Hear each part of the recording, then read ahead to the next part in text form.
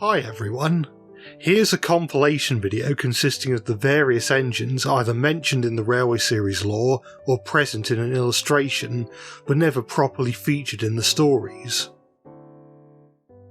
I thought I'd begin this video by featuring the drawing I've made for this video's thumbnail. For starters, rather than draw in the resolution and aspect ratio of the original book illustrations like I normally do, I've chosen to draw this particular image in 1920 by 1080 pixels so that it works as a YouTube thumbnail without having to be cropped. I wanted to depict a nighttime scene, so I've drawn Thomas sleeping in his shed at Farquhar.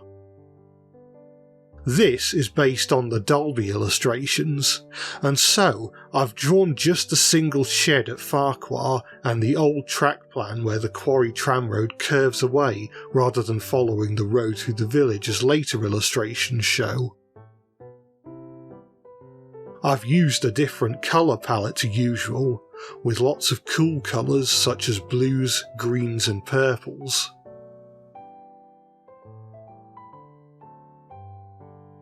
I've drawn Thomas having a dream, involving some of the mystery engines that feature in this compilation, even though canonically he would have only met one of these engines. One thing to mention is that I end up not doing an awful lot with many of the characters I draw once the video featuring them is out. This isn't because I have no interest in doing so, it's more because I want to keep doing new things and exploring different characters with each new video. I would rather like to do more with some of the characters I've either created or fleshed out at one point or another. It's just a matter of when the time comes, I suppose. Perhaps I could make audio stories combined with new illustrations to make them feel like Railway series stories. Creating enough illustrations would probably take more than a week to do though, so I'd probably have to work on those types of videos in between my regular schedule. Though on the plus side, I wouldn't have to worry about recording the drawing process for said illustrations.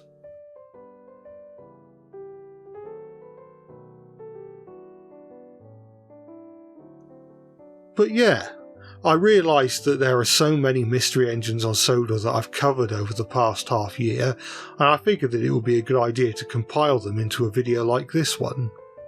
And like I said, I don't just want to abandon these characters, and I'll be up for drawing them again if people were interested.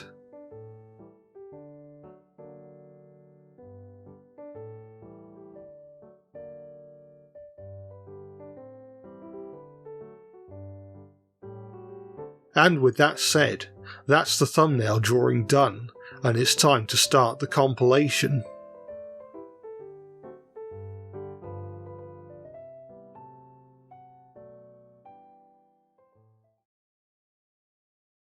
In the first illustration of Edward's Day Out, we see Edward in a shed with 5 other engines. 3 of these are never seen in any other book. These are 98462, 87546 and an unnamed red engine. Over the years, many fans have had their go at interpreting these characters in their own way. I've thrown my hat in the ring in the past, but it can't hurt to do it again, so let's start drawing.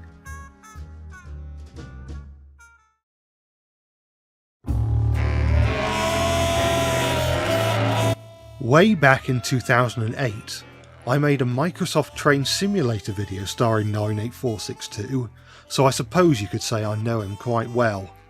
He was a B12 in that video, but by 2016 or so I wanted to come up with a new backstory for the character, and so I came up with the idea of him being a one-off prototype. Basically, my idea is that the chief mechanical engineer of the Great Central Railway, Mr. John G. Robinson, drew up a 462 locomotive as a potential standard design for the up-and-coming LNER. I drew a picture to go with it. Yeah, it's not very good. Later, I would discover that Robinson actually did design a Pacific, and it actually looks more accurate to the original illustration than my initial attempt due to the separate splashes. For the uninitiated, the splashes are the arch-shaped structures above the engine's running board that protect the tops of the wheels. Sometimes people call them wheel arches, but splasher is the correct name. My initial drawing depicted 98462 with one big splasher covering all the driving wheels, which is similar to how some GCR 460s were designed. However, the book illustration depicts him with separate splashers, so for this drawing I've gone with that. When creating a bio for 98462, I decided that the LNER trialled him against a Raven A2 and Gordon, since he was a prototype of the Gresley A1. Both Gordon and 98462 were considered surplus to requirements, and so ended up on Sodor since the Fat Controller, or the Fat Director as he was back then, was in need of new engines. But 98462 was still bitter about the trials, and angry that the LNER's future Pacifics wouldn't be in his own image. So he would constantly get into arguments with Gordon and try to one-up him.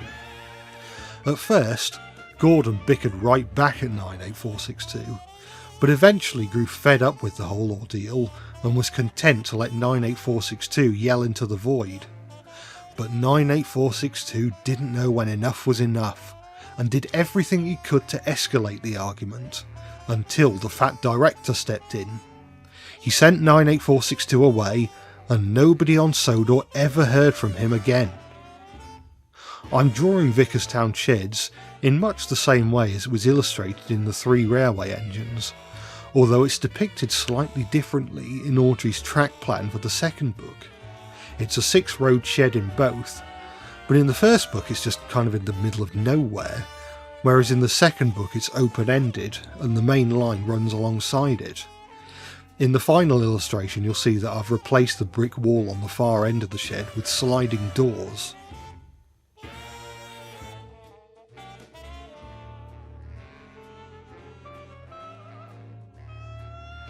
In keeping with my backstory about 98462, I've drawn him acting all high and mighty around Gordon. Ha! Hard luck, Gordon. The driver has chosen me today. Meanwhile, Gordon is sulking in the shed, thinking of a way to pay 98462 out.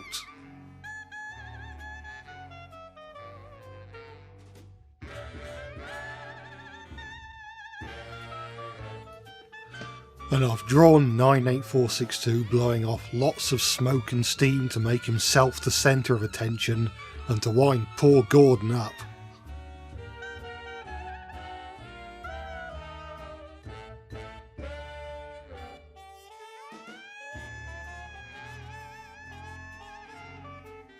And here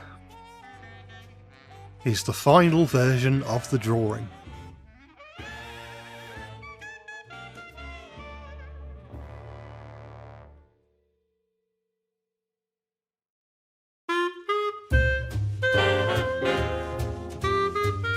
I wanted to make 87546 distinct from 98462. I feel as though they're often depicted as a single entity, or 87546 is just 98462's sidekick. I felt that one way to set him apart was to make him a tank engine. We only ever see the front of these 3 engines, so it's not an impossibility. At first I had the idea of making him a London and Brighton and South Coast Railway L class, as seen in this picture. This wasn't my own headcanon, but it was one that I quite enjoyed. One thing of note, however, is that it's often pointed out that A7546 appears to only have a single leading axle in his sole illustration. Now this whole image is a little on the janky side. Gordon has no side rods for starters, but since this illustration is all we have to work with, we might as well make use of all the details we're given. And so I've decided to draw 87546 as a South Eastern and Chatham Railway K class, or River class. One problem is that in 1923, when Edward's Day Out is set, only one member of this class would have been built, the 1917 prototype. Perhaps 87546 is the prototype, but I think I can wangle an alternative backstory. The SECR ordered another 10 rivers to be built in 1920, but the backlog of repair work at Ashford Works meant that construction couldn't begin until after 1923. Alterations to the real-world timeline aren't unheard of in the Railway series lore. It's the reason why James exists. So let's just say that in this universe, the SECR were able to get more of the rivers built by around 1921 to 22. One reason I wanted to make 87546 a tank engine, other than to set him apart from 98462, was so I could do something with him and Thomas. When 87546 arrives, Thomas is happy to see him because he's a tank engine, and a big one at that. I've tried to really accentuate how big he is compared to Thomas. Anyway, 87546 notices how Thomas is idolising him, and decides to take this to his advantage. Basically, he believes that tank engines are the future, and tries to create a division between the tank engines and the tender engines. Thomas, who is naive at this point in the timeline, unwittingly ends up playing into 87546's buffers. This causes all sorts of problems in the yard, leading to a lot of confusion and delay, but eventually 87546 is discovered to be the cause of all this, and is promptly sent away. 87546 is another character I made a YouTube video about back in the olden days. In that video I made him a Gresley V2, which doesn't make a lot of sense. Like I said before, the 3 railway engines takes place in the early 1920s, but the V2s weren't built until the mid-30s, so that class isn't really an option unless I want to tamper with Audrey's timeline. I know for a long time the fandom decided that he was a Gresley B17, though again, that type of engine didn't exist when the story was set. Thankfully we seem to be moving away from the fanon of old.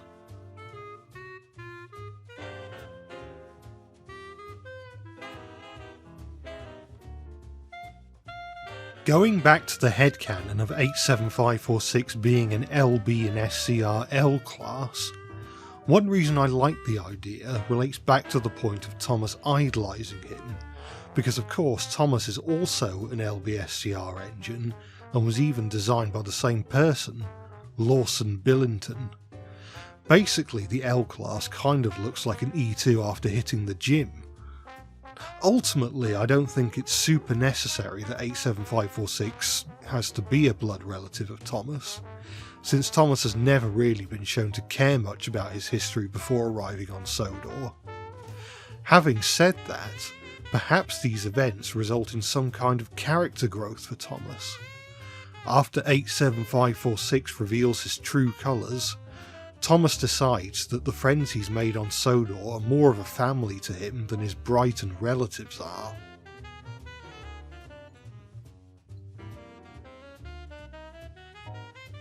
At the end of the day, I'm not sure whether I prefer 87546 as an L class or a River class, but the funny thing is that both classes were eventually all rebuilt into tender engines, a fitting punishment if I may say so myself.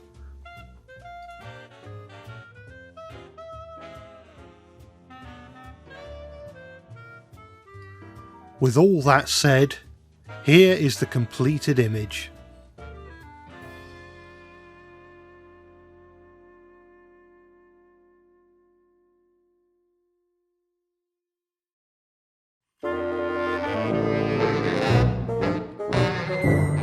Of the 3 background engines in Edward's Day Out, the red engine is the one we know the least about.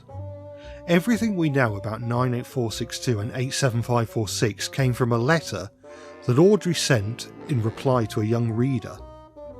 But said reader only asked about the 2 blue engines, not the red one. He doesn't have a name or number, and we don't even know when or if he was sent away. People have called him many things over the years, but in recent times the name Allard Greedy seems to have stuck. I like the idea of Allard Greedy. He's almost like the Graggle Simpson of Thomas. Was he just a background character? Was he a beloved classic character that no longer gets any attention? Was he just made up for a laugh? Who can say? A few years ago I made a Twitter thread about the red engine. I went a different direction when it came to assigning a basis. Basically, my idea is that Aled was a sort of off-the-shelf 460 design by one of the major British locomotive works, such as North British or the Vulcan Foundry. For many years, these companies built mixed-traffic 460s for railways all over the world. There were differences here and there, but they all had a strong family resemblance. My idea was that Aled was built by one of these loco builders, with the intention of being exported to somewhere like Brazil, Egypt or somewhere like that, only for the order to be cancelled at the last minute. He was then sold to the North Western Railway at a discount because, as we said before, they were in need of new engines at the time. Whilst 98462 held a grudge, and 87546 was a scheming type with an evil plan, I like the idea of Aled being a bit more, well, pathetic. He was destined for great things in a faraway land, or so he thinks, only for him to end up on a tiny island off the coast of Britain due to a sudden change of plan. He's pretty miserable and hates seeing other engines happy, as I'm depicting in this illustration. "I loathe every engine I see on the line. Look at that stupid arsehole." Meanwhile, Edward is just being a normal engine. I've used Audrey's original track plan of Wellsworth Yard to get the scene looking somewhat accurate to the early books, though it does go through a number of changes over the years, even in just the Dalby illustrations. I've drawn the water tower and nearby road to match the illustrations in the second book.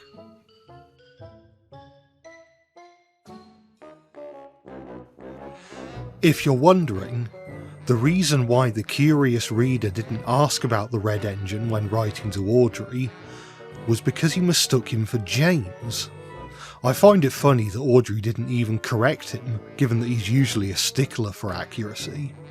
In fact, he even replied saying that James was one of the engines that got bullied by 98462 and 87546. So the two engines must have been on Sodor for a number of years.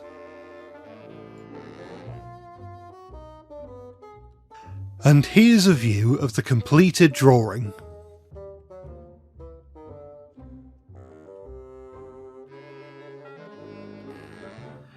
And so, there are the three other engines in Edward's shed accounted for. I hope you've enjoyed watching and listening to how I've interpreted these elusive locomotives.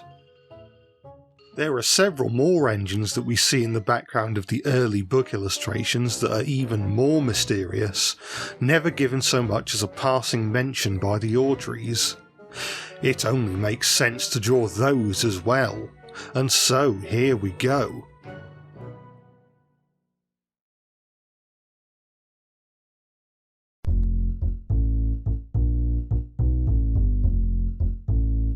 In my previous video on Sodor's loaned engines, many people pointed out that the green engine in Edward's Day Out would count as an unknown engine. This is because Edward's Day Out canonically takes place between the sad story of Henry and Edward Gordon and Henry, meaning that this engine can't be Henry because he's still bricked up in the tunnel.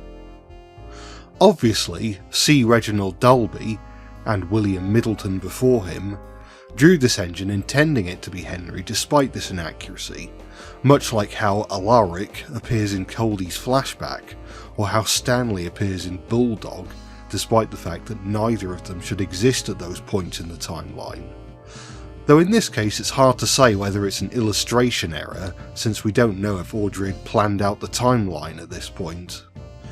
Either way, this engine can't be Henry if we're going by the law of the books, and so I need to figure out who this mystery engine is. Given their similarity to Henry, I've decided to base them on a certain other one-off Green Pacific locomotive with performance issues. My idea is that after Henry got shut up in the tunnel, the fat director needed a new engine, so he called up an old friend. The law books reveal that, before coming to Sodor, Sir Topham Hatt worked at Swindon alongside Sir William Stanier. In the early 1920s, when the Three Railway engines is set, Stanier was the Swindon Works manager. So let's say Topham rang him up and asked him if he could find a way to let him borrow an engine from the Great Western Railway. Stanier agreed, but either due to a communication error or a lack of available engines, the locomotive that ended up on Sodor was none other than number 111, the Great Bear. Rather than draw the Great Bear in GWR livery like they would have worn on the mainland, I've decided to put them into northwestern green livery like they're seen wearing in the illustration. The engine didn't perform too well and didn't have the best attitude either. The Great Bear was fairly cocky about being the first British Pacific locomotive and their status as Top Link Express locomotive back home.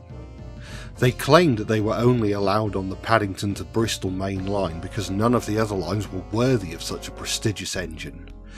They were soon put in their place when they buckled the track during their trial run from Vickerstown to Tidmouth. Sodor's main line had to be repaired and strengthened, which put further financial strain on the North Western Railway. As a punishment for being cocky, the Fat Director decided that the Great Bear wouldn't pull trains during the day and would be relegated to mail services during the night. After one hot axle box too many, however, the Fat Director had had enough. The frustration that old Ursa Major was causing him was just too much. The Great Bear was sent back to Swindon Works and was promptly rebuilt into Castle-class locomotive Viscount Churchill. Meanwhile, the Fat Director became all the more wary of big engines. They always seemed to go wrong. But on the plus side, Stanya now owed the Fat Controller a favour after his little blunder, which would come in rather handy some 12 years down the line.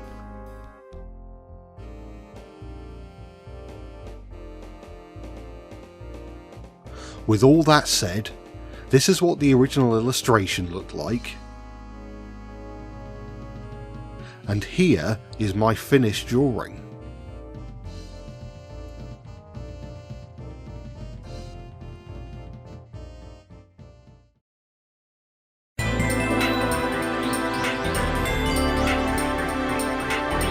This engine appears in the background during an illustration from Thomas and the Trucks. At a glance you may be forgiven for thinking this was Gordon, but upon closer inspection it appears to be an 060 with a cut-out section of the cab and no side windows.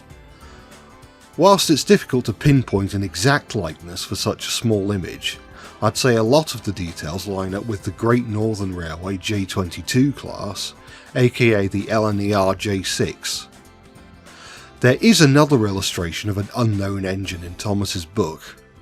In Thomas and Gordon, when Thomas is having trouble waking up, we see an engine laughing in the shed.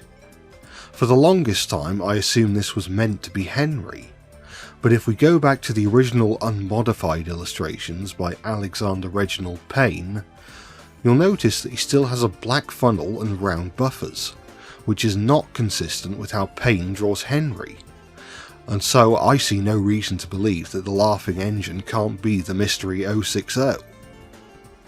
Speaking of Henry, I've decided to draw Henry along with the mystery engine.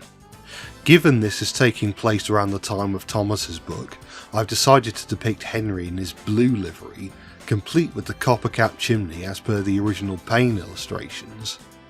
I prefer that look for Blue Henry since it sets him apart from Gordon. I thought I'd also show him damaging his buffers, which explains why he was sometimes seen with rectangular buffers during his blue phase. This is my first time drawing Vickerstown Station and I've always liked how it looks. Reginald Payne's illustrations of the station have always stuck in my mind for being quite atmospheric and reminiscent of a real railway. John Kenny's illustrations evoked a similar feel in my opinion. Given the class of engine he is, it might be worth calling this engine J, or JJ maybe. Either way, he clearly doesn't give a monkeys about Henry's accident. He's probably the sort of engine who only gives others advice after the point where they need it, rather than doing anything to prevent these incidents in the first place. "Should I look where you're going, Henry?" That's probably what he sounds like. I ended up redoing Henry's face in an attempt to make him look less like Gordon. Gordon and Henry's faces are quite similar in the early illustrations, so it was harder than I expected, but I think I managed. Unfortunately, when working on this illustration, I ended up drawing a large chunk of it without hitting the record button beforehand. So if you notice any weird cuts or footage that doesn't look quite right, then you know why.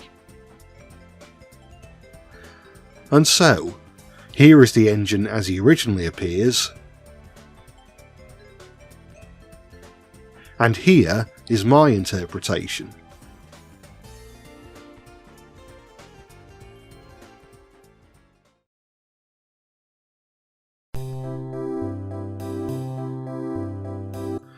This engine appears in the first illustration of Gordon's whistle.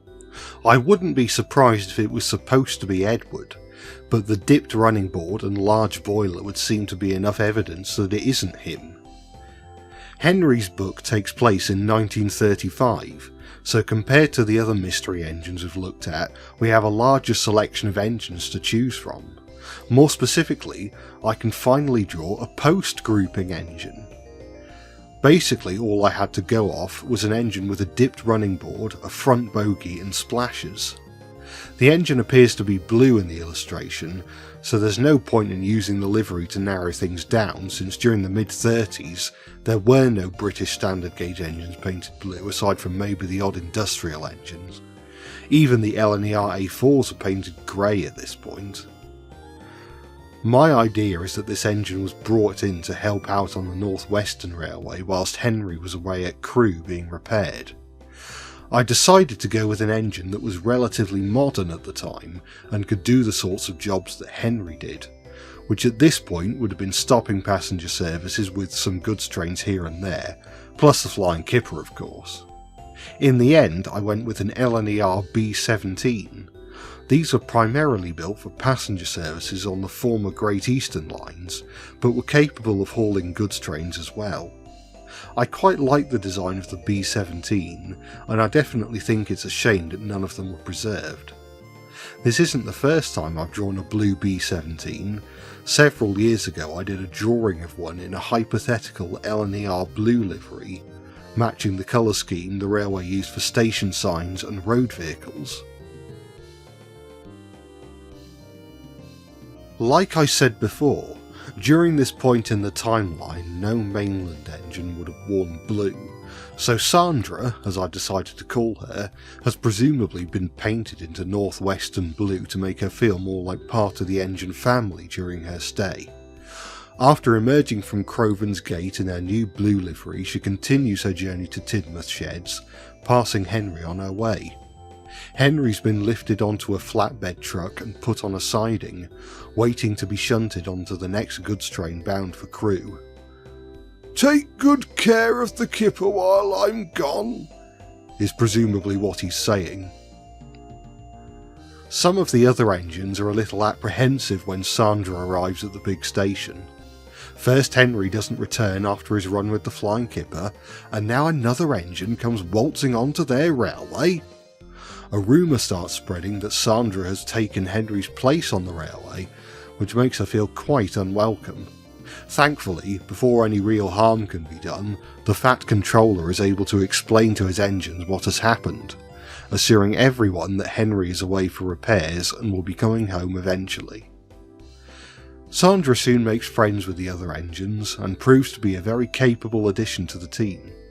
Of course, all the engines are happy when Henry returns from Crewe, but there's a slight bittersweetness as Sandra has to return to her own railway.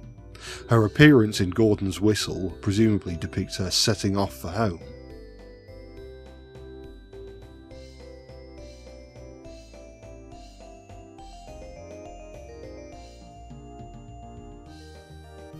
With that said and done, here's how the engine appears in the illustration, and here's my take.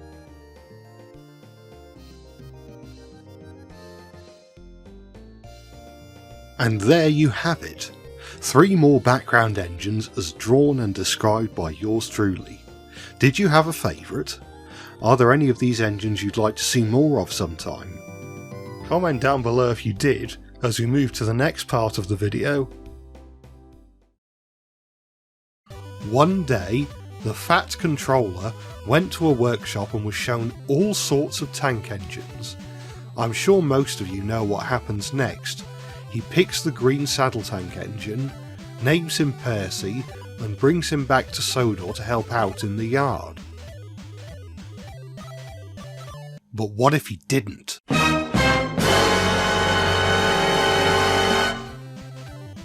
What if, instead, he bought one of the other 4 engines we see in this illustration? Let's find out using the power of drawing.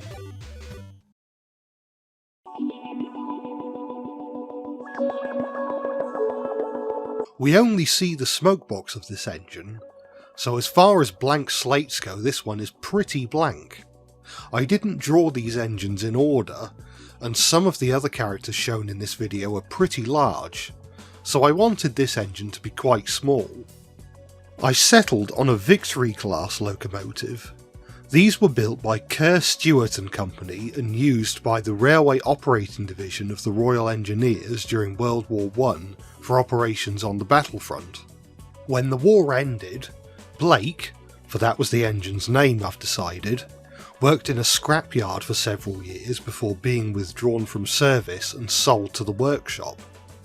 His rather grim work history meant that despite his young age he had plenty of sad stories to tell, and since there wasn't much to do in the workshop, he decided to tell himself and the other engines these stories in a bid to relieve the boredom. In this timeline, it is Blake who is purchased by the Fat Controller instead of Percy. Blake is decent at his job as a station pilot, but he doesn't exactly make the big station a happier place to be. As can be seen in my drawing, Blake has brought poor Henry to tears with his heart-wrenching stories of people and engines that are no more. We don't know what colour this particular engine was based on the illustration, but I've gone with a black colour scheme. It sets him apart from the other workshop engines while still being a common locomotive colour, plus the dark colour scheme matches his personality.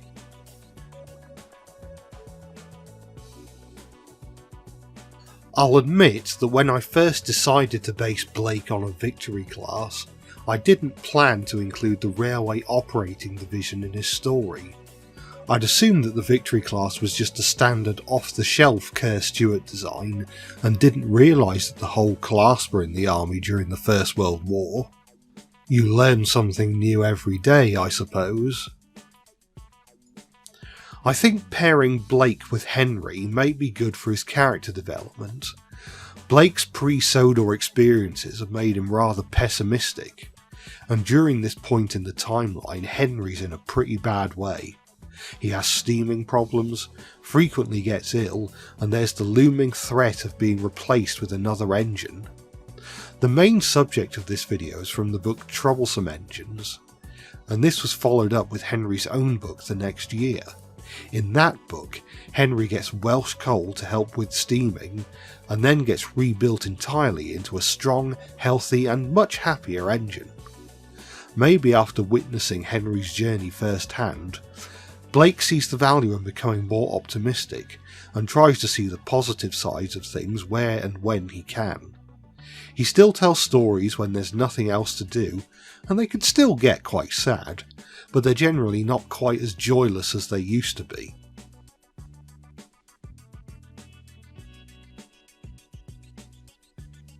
With all that said, here's the original illustration, and here is my take.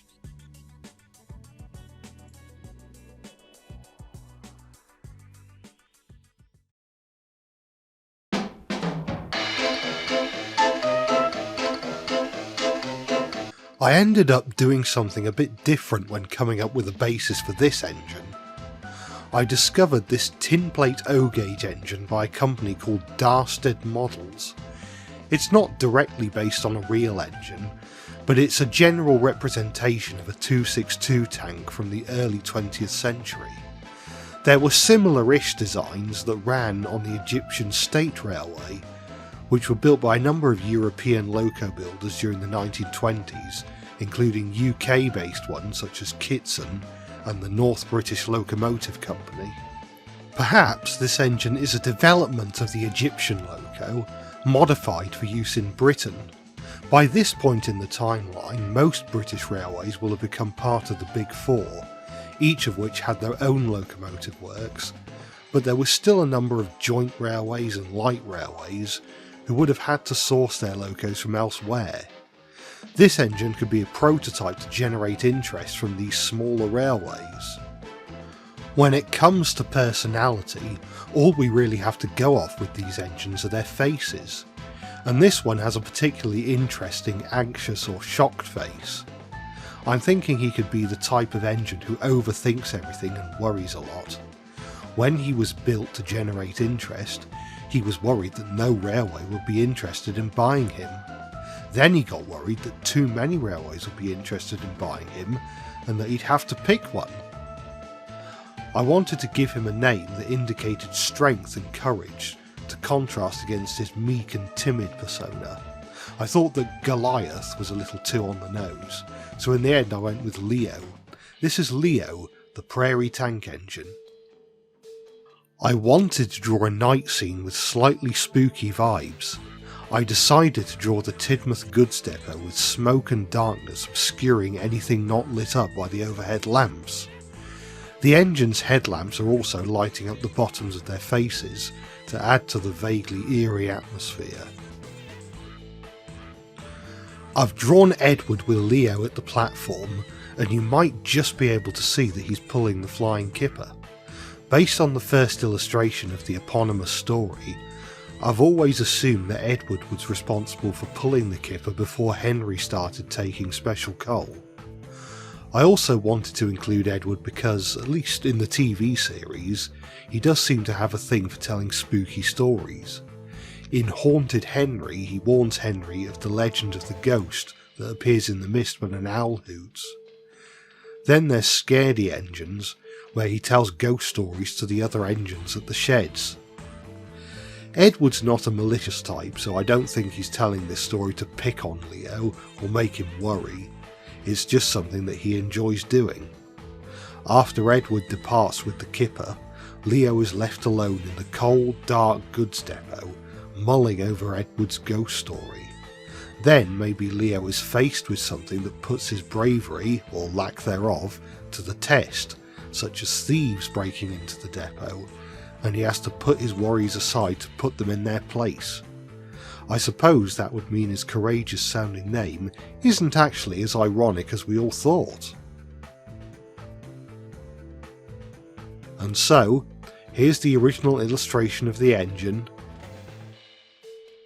and here's how I've interpreted him.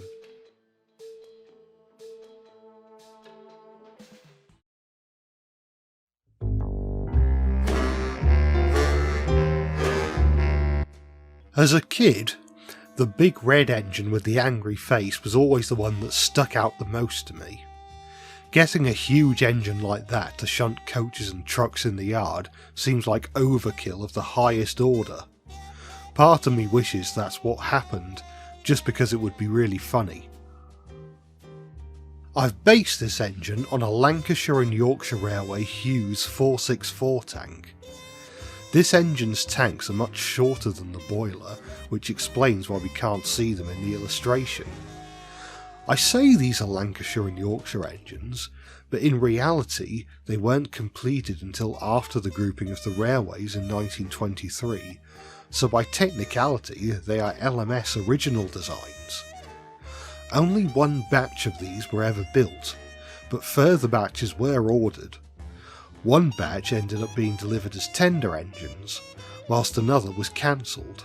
Perhaps this engine was part of the cancelled batch. Maybe he was completed before the order was cancelled and sold off to the workshop. Or maybe he was half finished, then bought by another loco builder who finished building him using the parts they had available.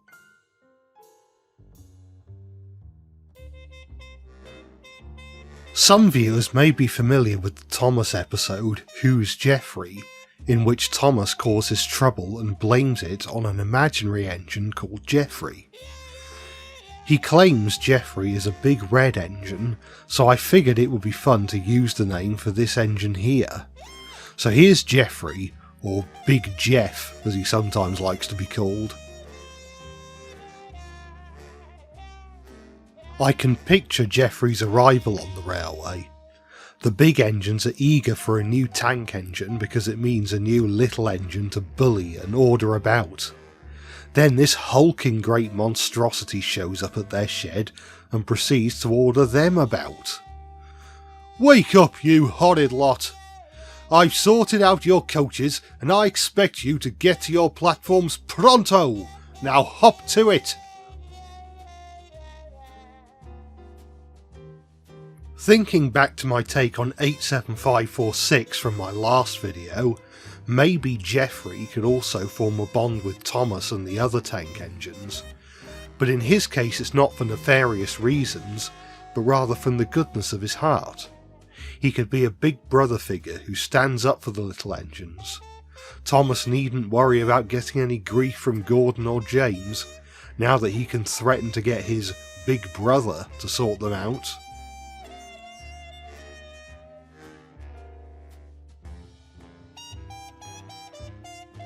And so, here's how he appeared in the original book,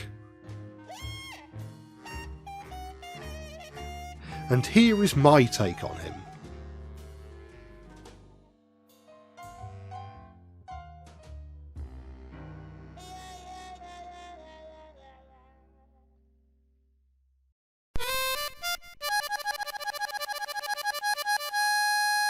The Great Western Railway inherited a lot of interesting oddbod locomotives from the various Welsh railways it absorbed during the grouping of the railways in the early 20s. Some were rebuilt with standard Great Western fittings, and others were withdrawn for one reason or another. This brings me to the Taff Vale Railway Class C, which is the subject of this particular drawing. The Class Cs were withdrawn pretty quickly by the GWR, with the majority going in 1926. Since Troublesome Engines takes place around 1926, this works out pretty well for us. Some members of the class were put up for sale after withdrawal, but ultimately nobody wanted them, and they were all scrapped by 1928. Let's see what would have happened if one of them had made it to Sodor.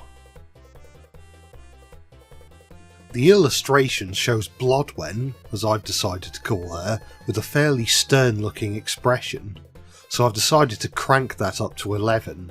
She has a very no fun allowed demeanour, which has earned her few friends. If anyone is even slightly deviating from the rules, Blodwen will make sure they know about it. The illustration depicts the engine with black lining. I quite like the black lining, since it makes Blodwen look unique whilst also not looking out of place next to the other engines. I've drawn a scene for a potential story about Blodwen. Part of a goods train has broken away and is heading straight for the big station. James is trying to get the heck out of there as quickly as he can, and Blodwen is just here like, "What's the hurry, James? You know it's dangerous to go through stations as fast as that. The Fat Controller would never approve. It's against regulations, don't you know? Oh yes." Meanwhile, the runaway train is about to crash into her any second. Hopefully the guard jumps clear in time. Hopefully Blodwen's nasty accident teaches her a valuable lesson. Sometimes rules have to be broken.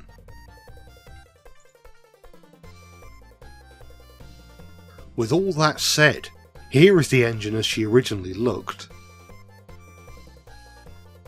And here is my interpretation.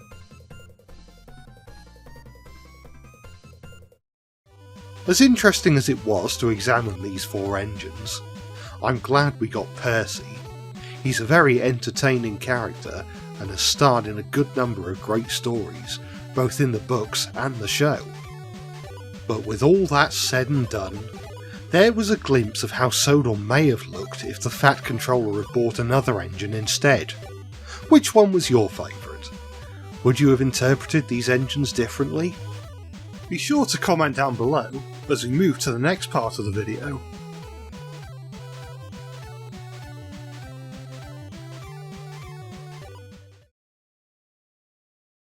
Once upon a time, there were 3 little engines that lived in their own little shed on their own little railway.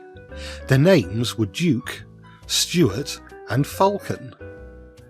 And Stanley. Oh, and a whole load of other engines that we never see in the books. The Reverend W. Awdry was a railway modeller as well as an author, and on his mid-Sodor railway layout were a whole load of engines that never appeared in the books. I've decided to take it upon myself to draw these engines over the course of several videos, so join me as I bring these engines to life.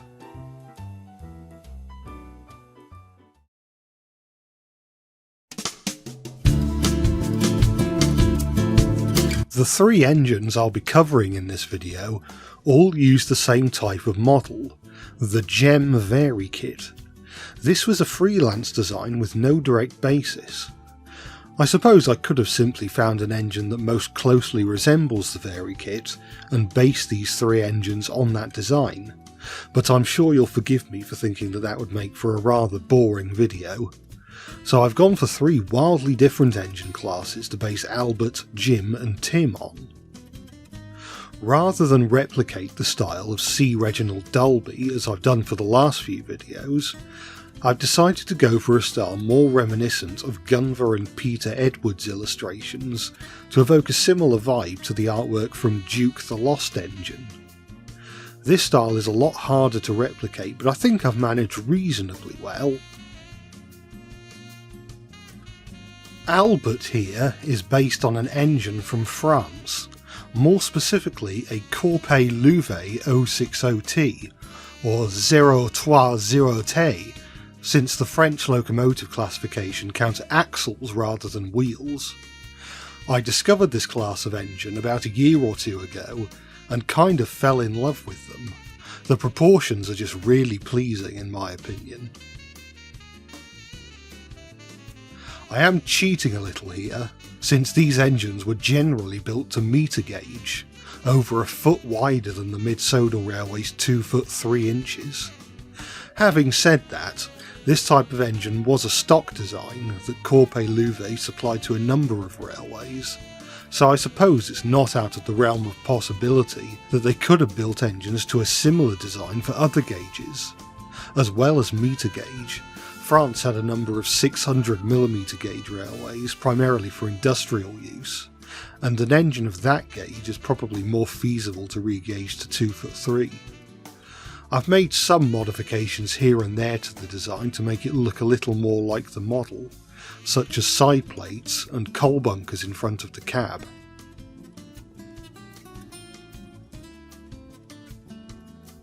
Awdry's model layout for the mid-Sodor Railway adhered to a timetable, and Albert's main responsibility was pulling the Parliamentary, or the Parley, a train of 4-wheel third-class coaches which stopped at every station. However, I like to think that Albert is sometimes allowed to take the boat train, which Falcon isn't terribly happy about.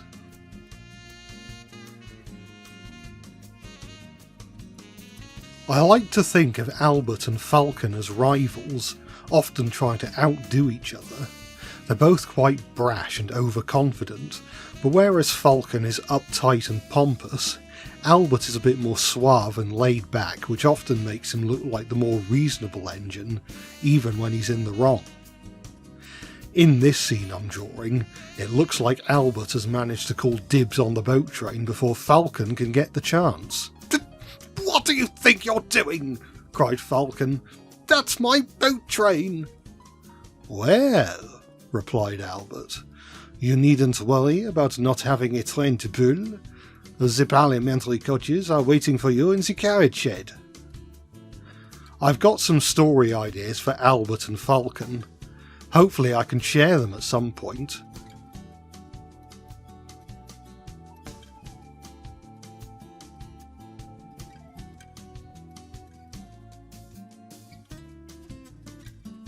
With all that said, here is the completed illustration.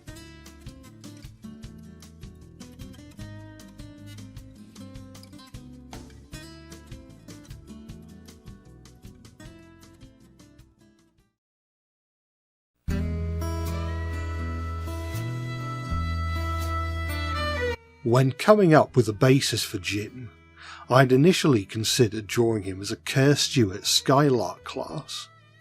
I still think this class of engine is a decent fit for Jim, especially since one of the Mid-Sodor Railway's inspirations, the Snail Beach District Railways, had a Skylark as part of their locomotive fleet, alongside a pair of Baldwin 1012Ds like Stanley, and a Falcon 042 saddle tank like, well, Falcon.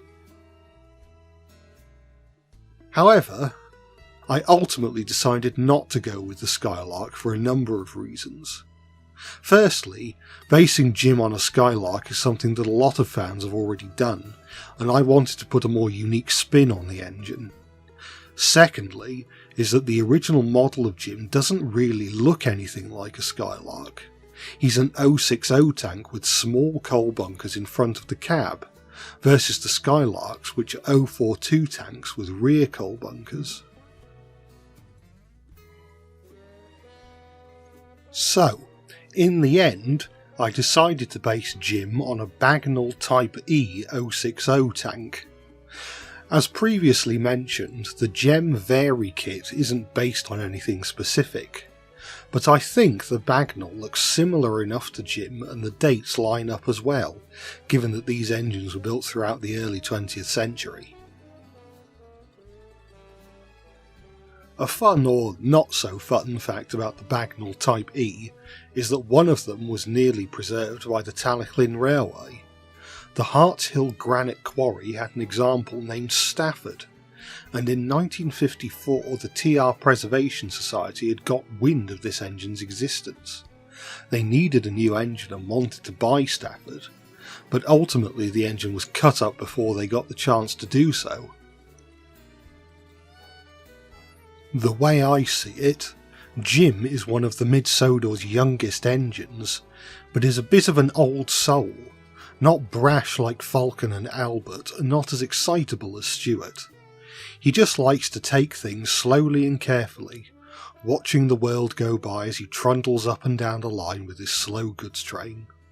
Sometimes when the other young engines are acting up, Duke will point to Jim as an example. "Why can't you be more like Jim? You never see him getting into trouble." Jim's goods service was known as the horse and cart due to how slow it was. I've decided to draw Jim alongside an actual horse and cart. Perhaps they're competing in the world's most leisurely race. I loosely based this scene on a photo taken of the Glyn Valley Tramway, although I flipped the orientation, mainly so that the blocking wasn't too similar to that one illustration of Sir Handel from Home at Last. Drawing horses is always a bit of a daunting task for me, but I think he turned out pretty well in the end.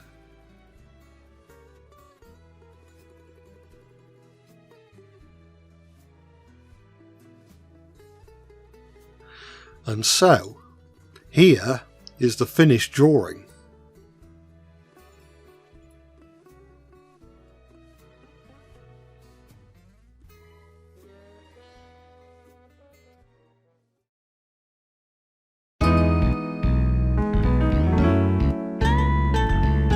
Audrey's model of Tim has his wheels covered with side plates, which influenced my decision regarding what to base him on. Now truthfully, I could have just grabbed any old narrow gauge engine and stuck some tram skirts on them, but I figured it would be more interesting to base Tim on an engine which had them fitted in real life. One notable example of such an engine is the type that worked on the Glyn Valley Tramway, built by Bayer Peacock and Company. However, I wasn't too comfortable with basing Tim on one of these for one simple reason: the Pico Dennis kit. To put it simply, I think if there was a chance that Tim was a Glyn Valley Tramway design, then his model would have been based on a Pico Dennis and not a Gem Vari kit.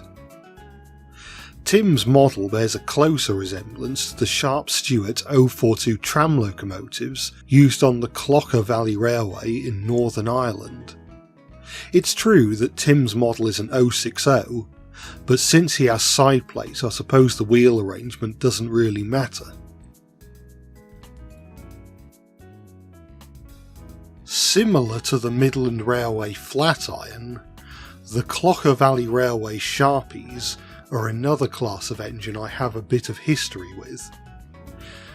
If you're familiar with my artwork outside of YouTube, then you might recognise Red Current, an original character of mine that I've drawn a number of times over the years, both with and without a face. Going even further back, I even made several trains models of Red Current, although these have sadly been lost to time. Going back to Tim, I've given him some differences from the CVR Sharpies to bring his design a little closer to that of the model. Most notably, the dome is further forward and the front cab windows are round, and his tram skirts also cover up his front as well as the sides. I've drawn him pulling into Casnahawen. Quite possibly this is a workman's train, in which case the smartly dressed couple at the station probably won't be boarding it.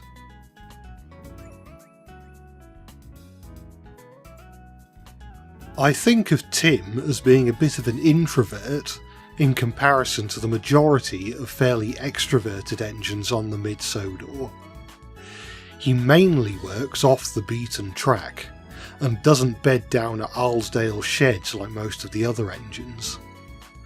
I like to think that he gets on quite well with Jim, and given that Tim is quite an old engine whereas Jim is fairly young, perhaps Tim is something of a mentor or father figure to Jim in much the same way that Duke is to Stuart and Falcon.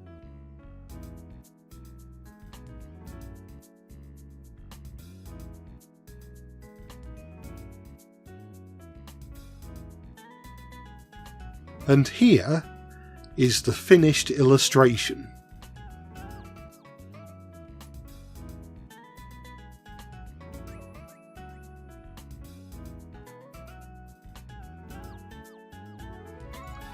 And so, that was 3 of the Mystery Mid-Sodor engines according to me. I've had a lot of fun drawing in a different and more challenging style, and interpreting these old models in new ways. Did you have a favourite? Make sure to comment down below. Now that I've drawn the Mid-Sodor Railways 5, 6 and 7, it's time to draw the other 5, 6 and 7 of the Mid-Sodor Railway that were around before them.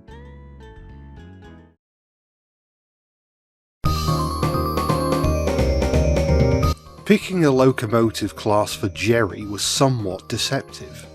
His model on Audrey's Mid-Sodor layout was built from a Pico Ginette kit, which is loosely based on the Andrew Barclay 060 tanks Doll, Gertrude and Winifred.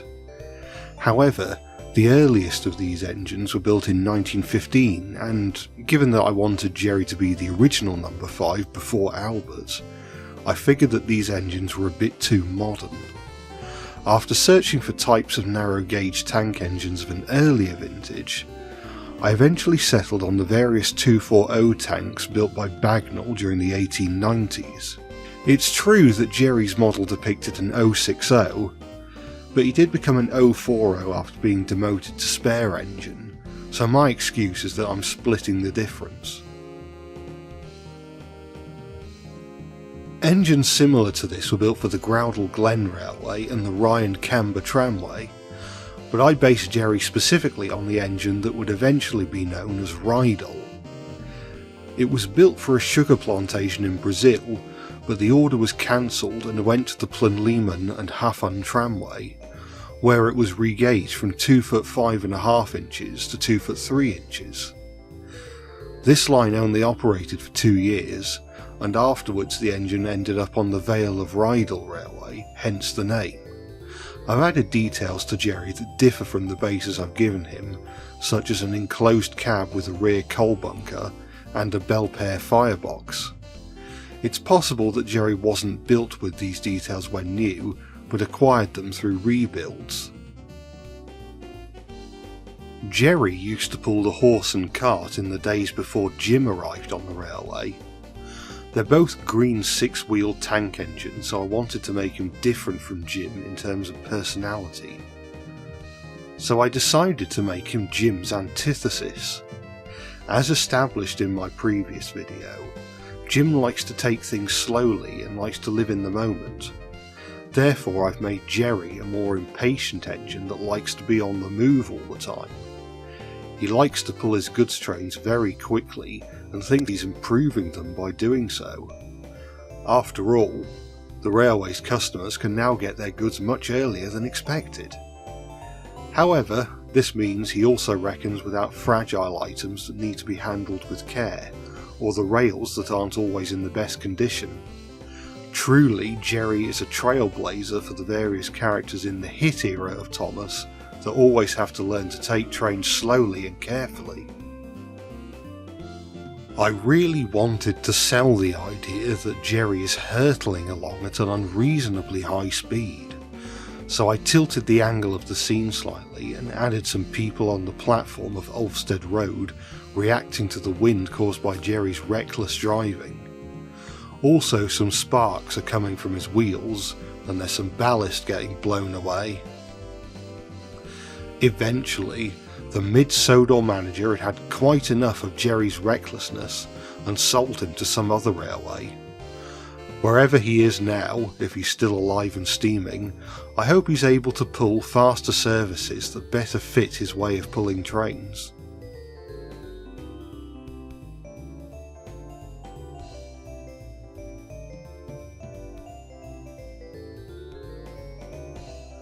With that said and done, here is the finished illustration.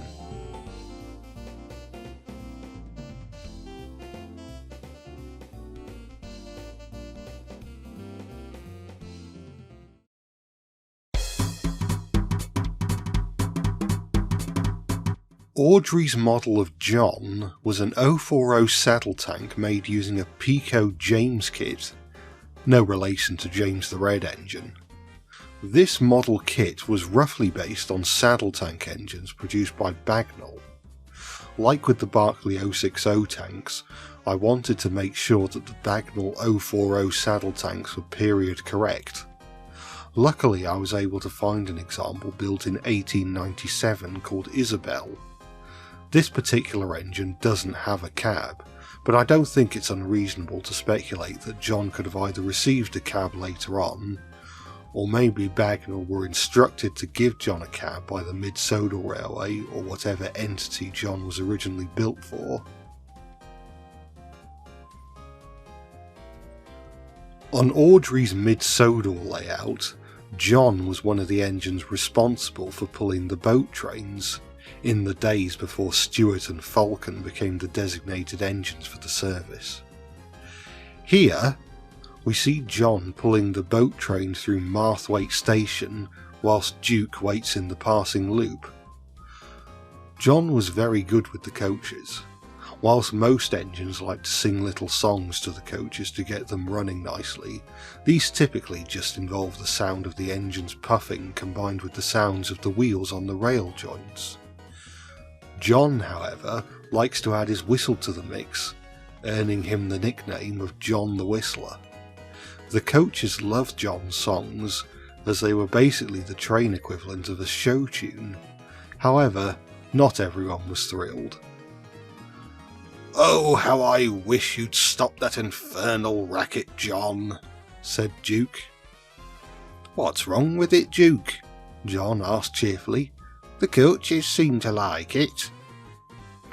"Well, firstly it's undignified, and secondly it would simply never suit his grace, not at all." Despite this, John lived happily on the railway for a good few decades, and proved to be really useful. However, he'd grown quite old and tired by the time of Stewart's arrival in the early 1920s. He was sold off soon afterwards, with his number 6 being acquired by Jim.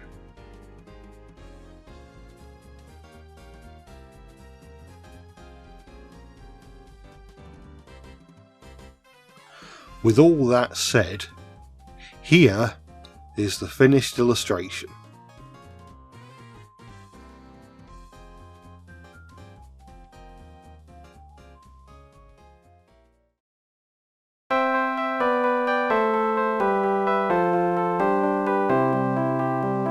There's pretty much no ifs or buts regarding what engine Jennings is based on. It's even in his name. His model is pretty unambiguously based on a Fletcher Jennings class BB, just like Rheneas, and also Smudger, but he doesn't exist. The BBs were first introduced in the 1860s, so they would have existed during the late 1800s timeframe I'm going for with these three engines. As previously mentioned, Jennings is the same type of engine as Rheneas, or Rheneas, since that's how you pronounce his name according to the Railway Series lore.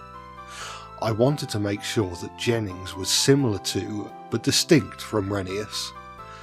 Much like Jerry, Jennings's model was demoted to spare engine once models of Stuart and Falcon were made. Unlike Jerry, however, Jennings received a new paint scheme where he lost his blue paint in favour of red. Some people prefer the red for Jennings, but I'm personally more partial to the blue since it makes Jennings feel less like a carbon copy of Rheneas. Of course, I had to add the Corris couplings and lack of buffers, as is typical of all the mid-Sodor's engines, and to distinguish Jennings further from Rheneas, I added a little pencil moustache. In terms of personality, I wanted to continue the theme of Jennings being similar to Rheneas, but not. Rheneas has a long wheelbase that allows him to travel smoothly, which translated to a somewhat stern and serious character, particularly in his younger years as seen in very old engines. I've decided to give Jennings that same seriousness, but without any of Rheneas's courage and determination that makes Rheneas who he is. So, Jennings is just a bit of a sado. Here he is pulling out of Alsdale Station with a boat train, whilst John and Jerry are seeing him off and probably teasing him. Jennings is probably just muttering about the two other engines. Yeah, I'm so much better than you are. Look at me, pulling the boat train. I'm so glad I'm not a complete loser like you two. But he never stopped to think about whether or not he was the real loser all along. Interestingly, in some of my old videos from 2009, I did feature a character based on a Fletcher Jennings BB that worked on the Mid-Sodor Railway. However, he was called Jerry, with a J, and was basically a mixture of what was publicly known about Jerry and Jennings at the time. The main thing I remember about his character was that he was haunted by the ghost of a Quarry Hunslet locomotive that he wrongfully believed stole his life savings. My old videos were a bit weird. Watch them at your own risk. And so, here is the completed image. And there were three more of the Mid-Sodor Railway's mystery engines, described and illustrated by me. It was interesting finding ways to interpret these characters that felt new and interesting.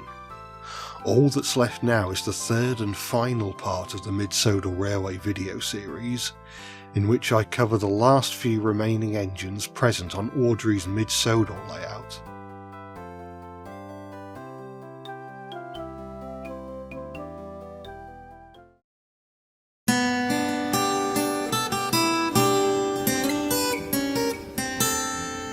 Alfred's model was depicted using a Mini-Trains Baldwin 040 saddle tank. Whilst I wanted to keep the idea of him being a Baldwin, the exact type of engine that the model is based on seemed a bit modern for my needs. Given that Alfred was the original number 4 before Stuart's arrival, I wanted an engine that existed in the late 19th century, and after extensive searching it seems that, whilst I could easily find engines that resembled the Mini-Trains model, the design of Baldwin 040 saddle tank with the tank covering the engine's smokebox as well as the boiler seemingly wasn't a thing until the early 1900s. Earlier Baldwin saddle tanks had the tank covering the boiler and only the boiler, so that's the design I've used for Alfred. We don't know what colour Alfred or Atlas were. There's only one publicly available photo of the two engines, and it's in black and white. However, it does appear that they are not painted black. In the end, I went with a sort of burgundy or maroon colour scheme. Prior to the Mid-Sodor's final lineup of engines, if you like, Jerry took the horse and cart, whereas the boat train was handled by John and Jennings. However, we don't know who was responsible for pulling the parliamentary before Albert's arrival on the railway. I figured that Alfred could be tasked with pulling the service. Here I've drawn him pulling a pair of Taliclin styled coaches and a guards van, as is accurate to the parliamentary's consist on Audrey's model layout. Before arriving on the Mid-Sodor Railway, Alfred worked at a gold mine in Colorado, and was quite taken aback when he discovered that he'd be pulling passenger trains following his arrival on Sodor. Nevertheless, he was eager to give his new job a go. As he'd primarily been a shunter up until this point, his first attempts at pulling passenger trains were pretty terrible.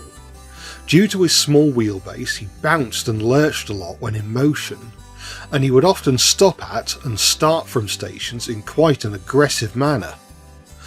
For a while afterwards he worked at the various mines served by the Mid-Sodor, and whilst that put him in his comfort zone, Alfred was very harsh on himself for not pulling the parliamentary very well on his first try. After negotiations with the railway's manager, he was allowed to pull the parliamentary again every so often, getting better and better each time before eventually he became the preferred engine for the service. Alfred headed the parliamentary for many years, but by 1920 he had become quite worn out.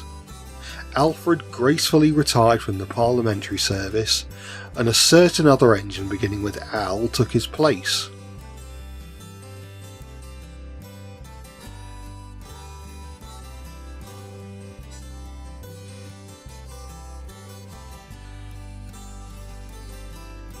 And so, here we have the finished drawing.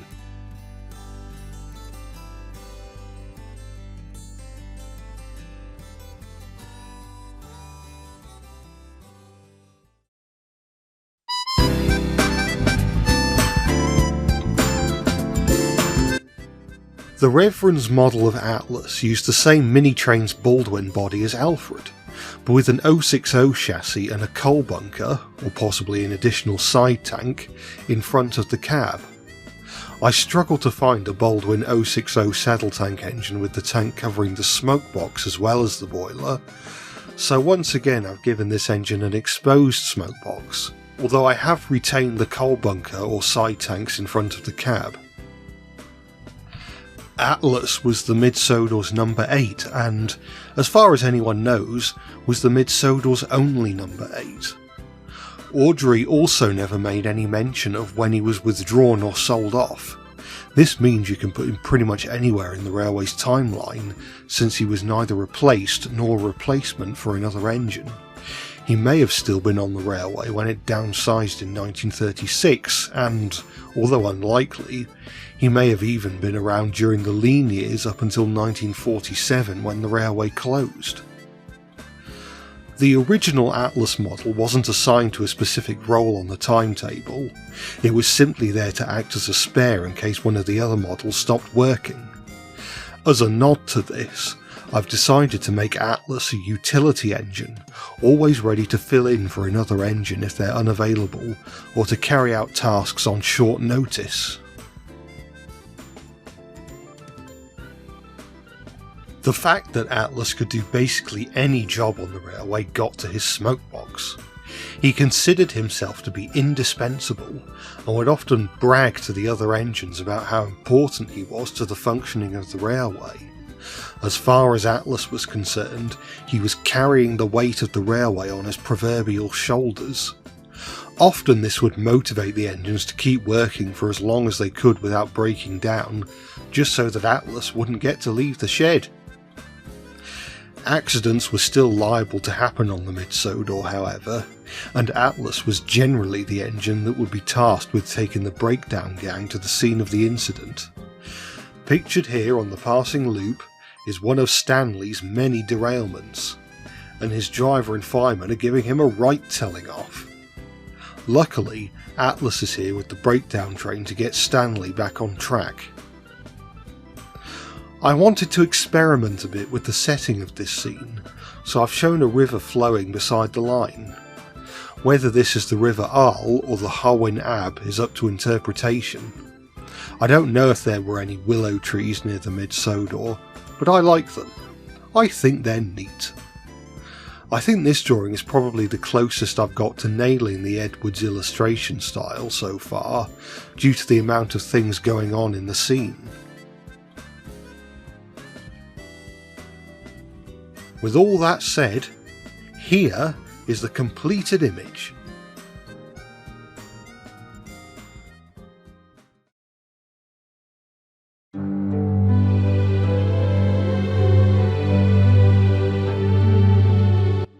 Whilst technically not a Mid-Sodor engine, I would be remiss if I didn't make a segment covering this little locomotive.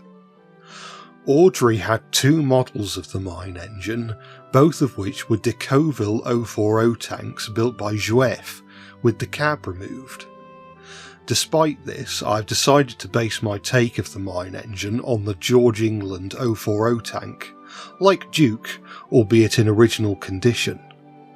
I haven't changed the basis just for the sake of it, there is a reason, but we'll get to that when we get to it. I definitely heard a headcanon going around that the mine engine could be a small England, possibly related to the other popular headcanon that the mine engine could also be Bertram. This isn't the route I'm taking, even though I do think it's a fun idea. The mine engine was never given a name or a gender, which means I can choose them myself. The lack of a name could be evidence that the Casnahowen Mining Company has less of a personal relationship with their engines than the Mid-Sodor Railway, or indeed any of Sodor's other railways. There is some evidence that the mine engine once belonged to the Mid-Sodor Railway, since her first model had a number. Possibly she was sold to the Casnahowen Mining Company to make a bit of extra money. So here's my crazy idea for the mine engine. I am going to make one slight alteration to what we know of her already, but hopefully you can let me off. The mine engine's first model indicated that she was the Mid-Sodor Railway's number 9. But what if she was actually the original number 2? There had to have been one before Stanley came along. Now let's go back to the basis I've given her, the small Englands. The Festiniog Railway's number 1 and number 2 were engines of this type, called Princess and Prince respectively. You might have caught on to where I'm going with this. Duke is obviously analogous to Prince, but perhaps, like his Welsh analogue, he had a twin. So, my take on the mine engine is that she was originally a Mid-Sodor Railway engine called Duchess, and both she and Duke arrived on the Mid-Sodor Railway in time for its opening in 1880. At that point in time, the small Englands were not saddle tank engines like they are now. Instead, they were side tank engines but had cast iron weights above the tanks, giving them the appearance of a saddle tank engine. Of course, Duke was rebuilt with saddle tanks, but Duchess never was for one reason or another. The two engines worked happily together for many years, but by around 1910, Duchess had seen better days. The Casnahowen Mining Company needed an engine of their own, so the Mid-Sodor Railway sold them their worst condition engine, that's Duchess if you've just joined us, at a knockdown price so that they could have her worn parts mended. Upon arrival at the mining company, she had the cast iron weight above her tanks removed, allowing her to run on less durable track. She also had her tender removed, as she would only be travelling short distances, although it may have been kept around for when she had to make trips beyond the mining complex. Part of Duchess misses her life as a passenger engine on the Mid-Sodor Railway, and it can get quite lonely up in the mines, but she also appreciates the relative peace and quiet compared to the hustle and bustle of her old job. "Sodor might not be as glamorous as passengers," she would say, "but I've never heard it complain, and that's got to count for something." Although Duke was sorry to say goodbye to his sister, he didn't let it get to him too much.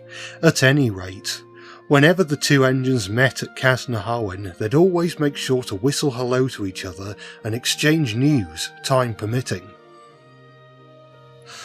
Nobody is quite sure of what happened to the engine formerly known as Duchess following the flooding of the Casnahowen mine and subsequent closure of the Mid-Sodor Railway. We can hope that the mine engine has moved on to greener pastures.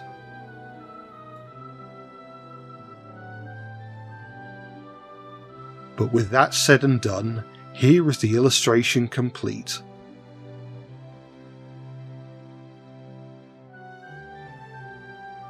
And there you have it, the final part of the Mid-Sodor saga complete. It's been a lot of fun and quite a challenge coming up with backstories for all 9 engines, and I hope you've enjoyed watching this 3-parter as much as I've enjoyed making it. I want to give a shout out to the video Mid-Sodor Mysteries by Explosive Cookie, since it's been a great resource for me during the making of these videos, not to mention it's just a really entertaining and well put together video in its own right. It's time for me to start drawing other Thomas related things, and draw more Thomas related things I will, as the next part begins.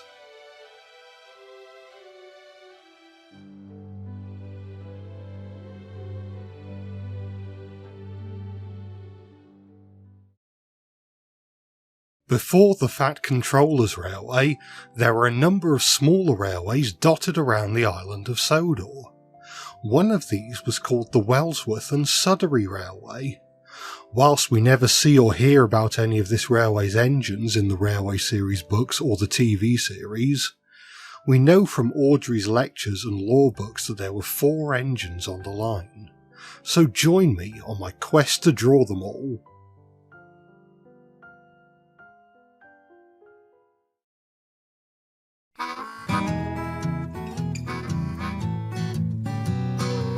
We know from Audrey's Railways of Sodor lecture that the first 2 engines on the Wellsworth and Suddery Railway were Manning Wardle 060 saddle tanks.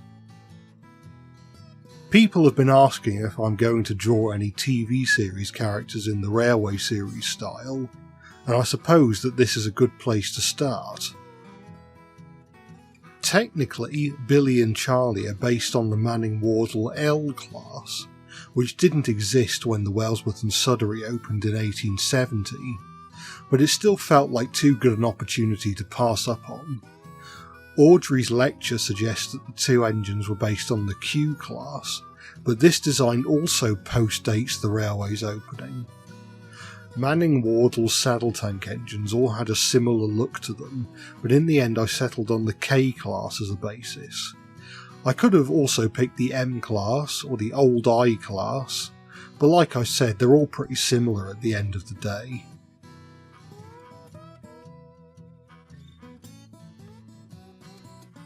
In the TV series, Billy and Charlie are orange and purple respectively, but I've gone with the blue livery for the Wellsworth and Suddery.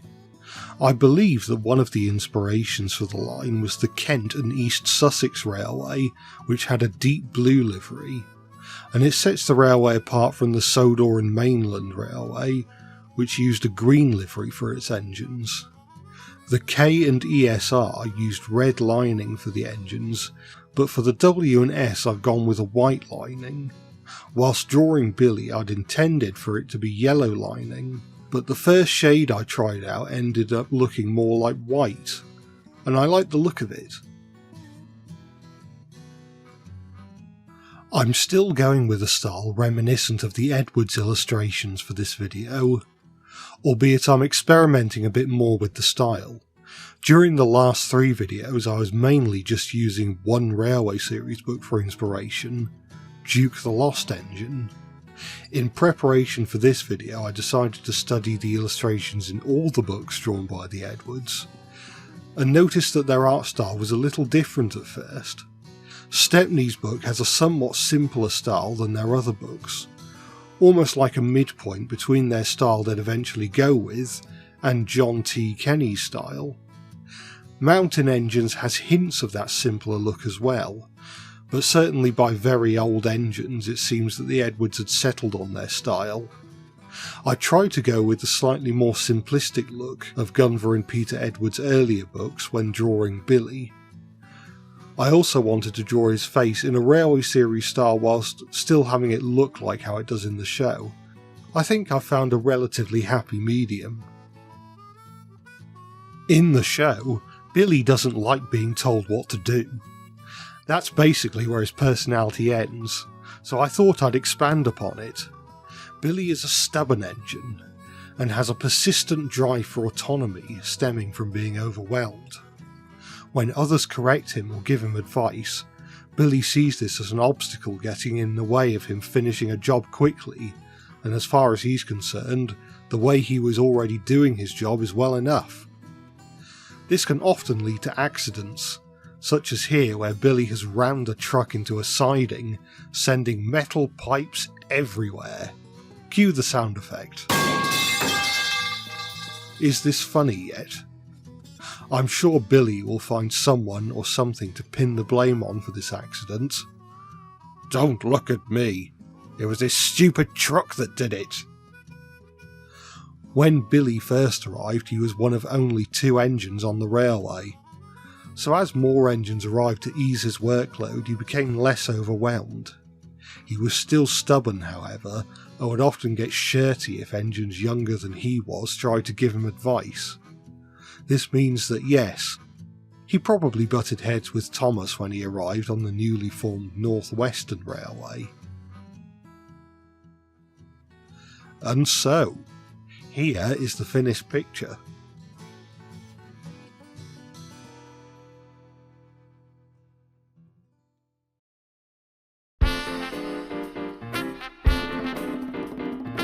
Billy and Charlie never interacted with each other in the TV series, so I'm thinking that Charlie could be a foil of sorts to Billy.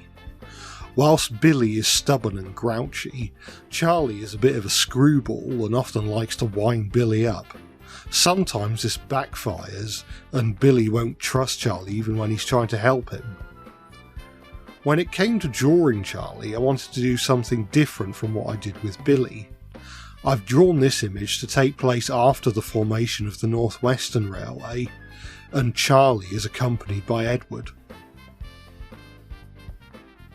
In the TV series, Charlie is the fun engine who likes to tell jokes and doesn't take things too seriously. Charlie could have been the engine who introduced Edward to the railway, and some of Charlie's sense of humour rubbed off on Edward. We like to think of Edward as a wise, kind engine, but I feel as though his cheeky, humorous side often gets overlooked. I'm thinking of the time when Gordon is sulking over having to pull a goods train, and Edward just laughs at him, or when he does the same thing to James after he tells Edward off for being late. There are other instances of Edward's cheeky side that I haven't listed here, but maybe he got that from Charlie. This scene I'm drawing could be Charlie introducing Edward to Wellsworth Station, although thinking about it, Edward probably wouldn't have had the number 2 painted on his tender at that point in the timeline.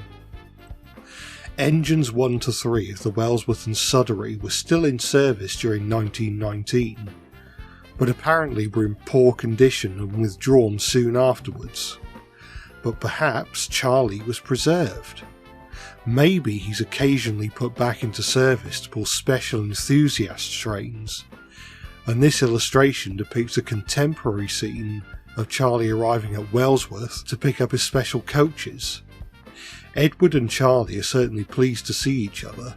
Charlie's eager to hear what's been happening on the railway since last time he was let out, and Edward is looking forward to hearing some new jokes that Charlie has doubtless been thinking up whilst not in service. Whilst this wasn't intentional, looking back at the completed picture I'm kinda reminded of Clive Spong's art style.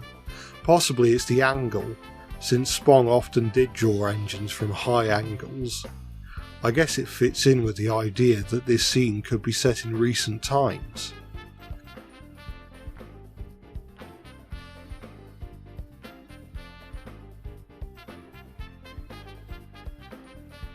But with that said and done, here is the completed image.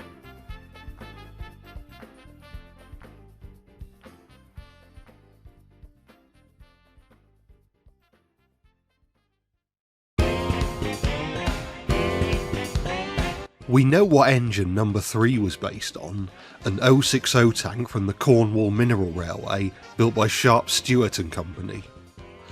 When the engine arrived on Sodor, it was soon discovered that they were too heavy for the rails when its tanks and bunker were at full capacity. Thus, the engine had to run with the tanks and bunker half full. I wanted to keep a theme with the naming of the engines. Billy and Charlie both end with the E sound, so in keeping with that theme I've decided to call this engine Wesley. I also wanted to go for a moody, almost gothic atmosphere with this particular illustration. As if to hammer this point home, you may have noticed that I even used the shape of a gothic church window for composition. The vegetation is a lot less lush here than in most of my illustrations so far, with no leaves on the trees and the grass looking pretty anemic. After buckling the rails with their weight, Wesley became very mindful of the track and the surrounding environment. They would always travel slowly and carefully, which sounds like a good idea, but when passengers have places to be, then they're not going to appreciate the gesture. Oh, hurry up down there. We've got places to be, we need to get to work. No, I must be careful, I simply must. Wesley's perfectionist nature persisted. They couldn't just walk it off, or chuff it off in their case. Their problem needed addressing, and an addressing is eventually what they got. When they were sent back to Sharp Stewart, which by this point was part of the North British Locomotive Works, to have their bunker removed and a tender attached, allowing for better weight distribution. I would have drawn Wesley with their tender, but this didn't happen until 1912, over 30 years after their arrival on the railway, and indeed after the railway had merged with the Tidmouth, Knapford and Elsbridge Railway. So this illustration is a more typical Wellsworth and Suddery railway scene. I've depicted Wesley pulling a four-wheel coach, not based on anything in particular, although I believe the Metropolitan Railway had coaches of a similar-ish design. With all that said, here is the complete illustration.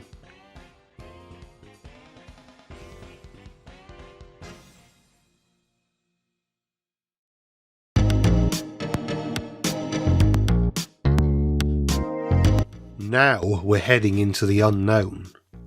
We know that there was a fourth engine on the Wellsworth and Suddery Railway, and that it was an 060 tank engine, but we know nothing else about it. Whilst working on this video, I used the book The Brill Tramway, including the railway from Aylesbury to Verney Junction, as inspiration. This book contained a lot of photos of Manning Wardle tanks working on light railways, which is very appropriate for this video.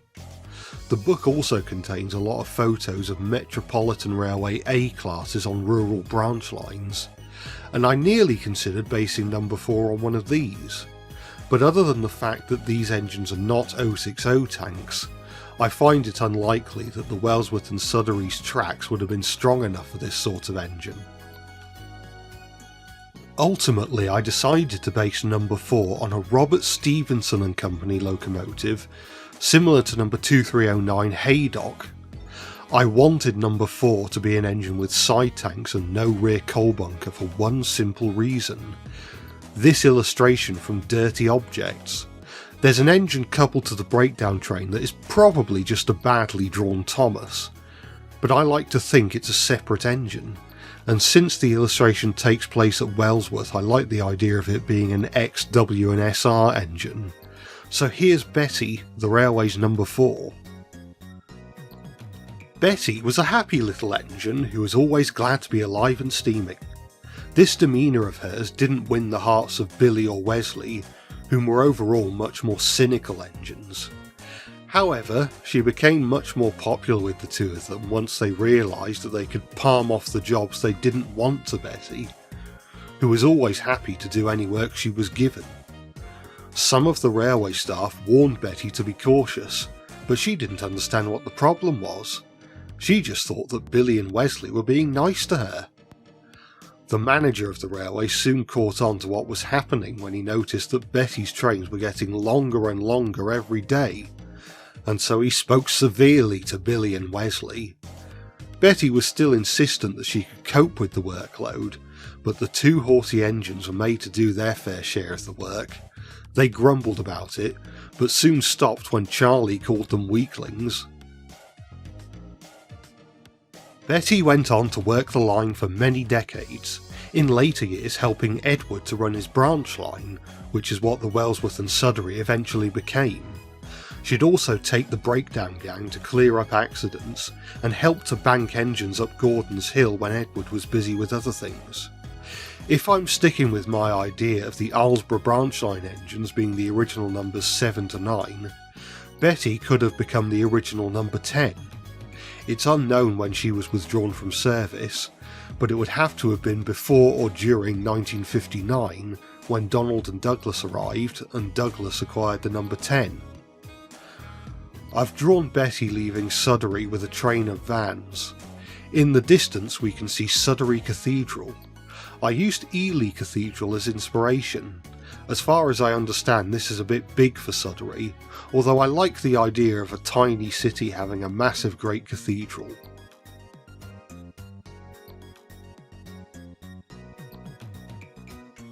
And here is the finished drawing.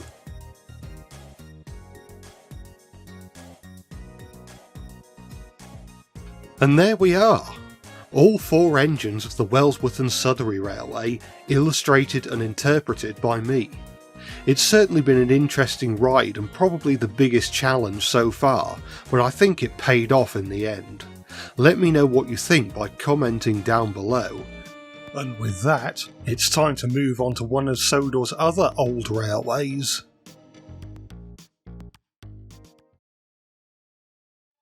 The Sodor and Mainland Railway was the first railway on Sodor to use locomotives. Opened in 1861, trains ran on the line for 40 years before the company went bankrupt and operations ceased in 1901. 3 engines ran the railway, but only one of them appeared in the Railway Series books, and his appearance was brief. Time for me to open up Sketchbook Pro and draw these 3 little engines.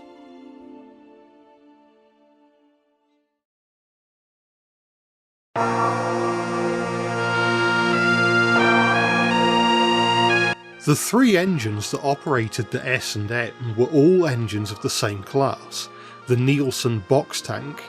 As the name suggests, these are a class of boxy tank engines built by Nielsen's of Glasgow. Now I know what you're thinking, a video in which I draw the same type of engine 3 times sounds a bit dull. However, it's worth noting that these little engines came in a number of guises depending on the type of work they were expected to do. In the case of number 1, I've decided to do the unthinkable and give him a cab. My line of thinking is that the Sodor and Mainland engines all arrived on Sodor looking the same as one another, but were modified over the years. When steel was due for his first overhaul, he was rebuilt with a cab to see if such a thing was worth adopting for the railway's whole fleet. Although the Sodor and Mainland was plagued with financial troubles, and as such, steel was the only engine on the line to ever receive a cab. It did make him quite popular with engine crews, however, particularly during wet and windy days. Steel was a bit of a clumsy engine and had a tendency to lollop along the line in a rough, violent manner. Whilst the engine crews liked the extra shelter provided by his cab, the downside was that the cab upset Steele's balance even more, and he would regularly bounce the crew about, sometimes knocking them off his footplate and even coming off the rails. Pictured here is probably one of the last times Steele was ever entrusted with passenger duties. This is my interpretation of Kirk Ronan Station in the Sodor and Mainland era. I have based it, as you do, on St Aubyn's railway station on the Jersey Railway. I like the idea of a small terminus station with only a couple of platforms, but it still has a glass roof like you'd expect from a much larger terminus station. In the TV series, Kirk Ronan also has an overall covered roof, although that station is much bigger than I've drawn it here. This is more the size I'd expect of a terminus station of a railway with 3 small engines. The fact that these engines are all basically just boxes on wheels makes them fairly quick and easy to draw. I've depicted steel coupled to some very Victorian looking coaches. Speaking of Victorian, I really wanted to evoke a 19th century look for the illustration, and I figured that the best way to do that was to draw a bunch of people on the platforms in Victorian get-up. Plenty of gentlemen with top hats and sideburns, and women with fancy hats and long dresses.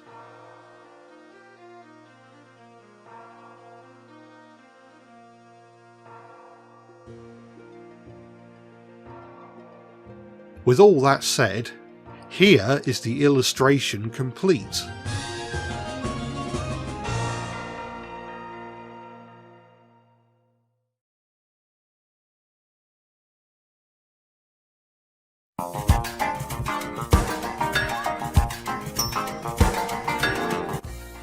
Compared to the other 2 Sodor and Mainland engines, we know quite a bit about Neil. He has a somewhat prominent appearance in the book Very Old Engines, having a small speaking role and appearing in a whopping 5 illustrations. Not only that, but during the turn of the millennium he even received some merchandise. In fact, my introduction to Neil was the Thomas Wooden Railway toy of him. At the time I thought he'd just been completely made up in order to sell toys, and yet I still wanted him, so I asked for him and I still have him to this day. Neil also received a toy in the Ertl diecast range, and I made sure to pick it up when it came out in the early 2000s. He's more proportionate than the wooden toy, but the face is a bit of a letdown. When I first read the complete collection of the Railway series, my mind was blown when I realised that not only was Neil a character in the original books, but he was one of the first engines on the entire island of Sodor. In Very Old Engines, Skarloey describes Neil as ugly but kind. His Thomas Wooden Railway character card, on the other hand, calls him a simple but kind engine. In hindsight, this is probably in reference to his appearance, but I always interpreted it as Neil not being the sharpest tool in the engine shed. Perhaps the other 2 engines on the Sodor and Mainland are a bit quick-witted and tease Neil for being a bit slow.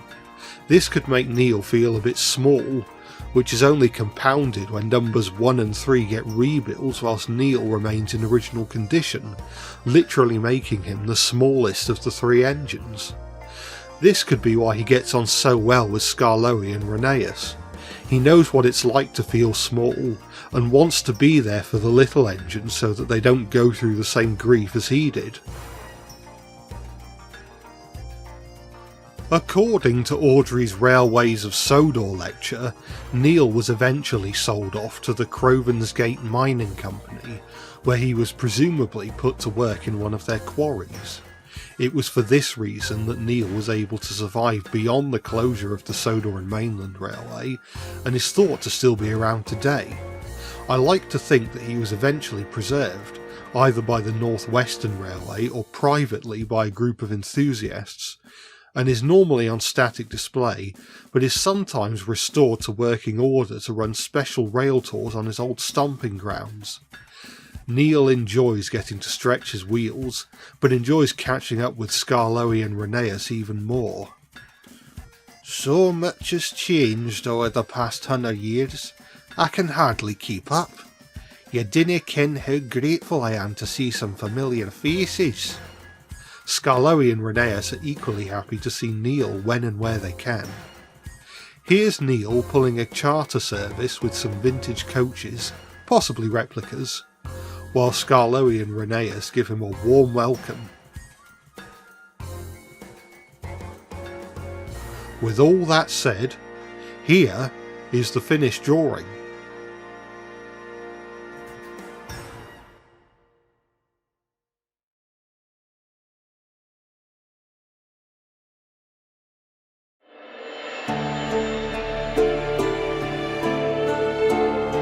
As I mentioned before, the Nielsen box tanks had a number of different variations. One that particularly stuck out to me was the variant where the engine's frames are extended to accommodate a trailing axle, turning the design from an 040 into an 042. My line of thinking is that the Sodor and Mainland Railway probably had one of their engines rebuilt in this form as a means of addressing the engine's rough riding. Emil's rebuild was effective, but as I previously said, the Sodor and Mainland didn't have a lot of money to spare, and so their plans to rebuild the other two engines in the same vein unfortunately fell by the wayside. While Steele was brash but clumsy, and Neil was slow but kind, Emil prided himself on his sensibility and determination. He was generally the railwayman's preferred engine due to his extra wheels providing smooth running, and was happy to do the jobs that the other two either struggled with or refused to do. Unfortunately, he could get a bit snooty, and believed that he was the best of the three engines. He often squabbled with the much blunter and more uncouth Steele, but even kind Neil wasn't safe from Emil's overbearing behaviour. Emil would often use Neil's slow wit as an excuse to patronise him, making him feel very insignificant. Neil hated it, but there was no getting through Emil's thick smoke box. He just thought that Neil was being ungrateful. Emil would frequently boast that he could probably run the railway by himself, and eventually the opportunity arose. Neil was the first to go, being sold off to the Crovansgate Mining Company. Steele was eventually worn out, and with no money to fund an overhaul, he was scrapped.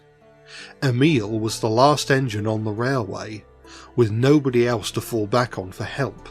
Not that he needed it, or so he thought. Eventually, the Sodor and Mainland went bankrupt.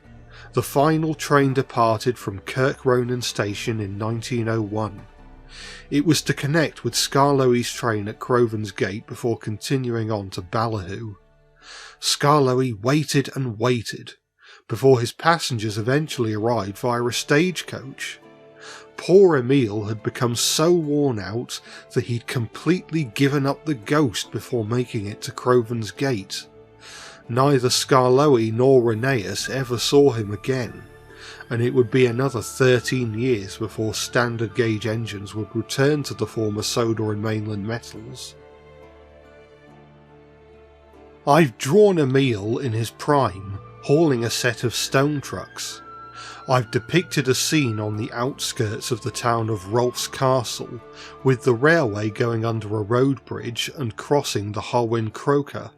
I suppose this is a bit like a railway series equivalent of the three-way road from the TV series.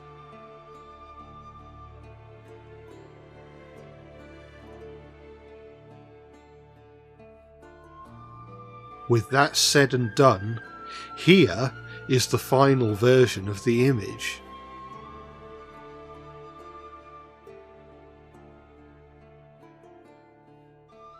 And there we are, the three Sodor and Mainland engines according to me.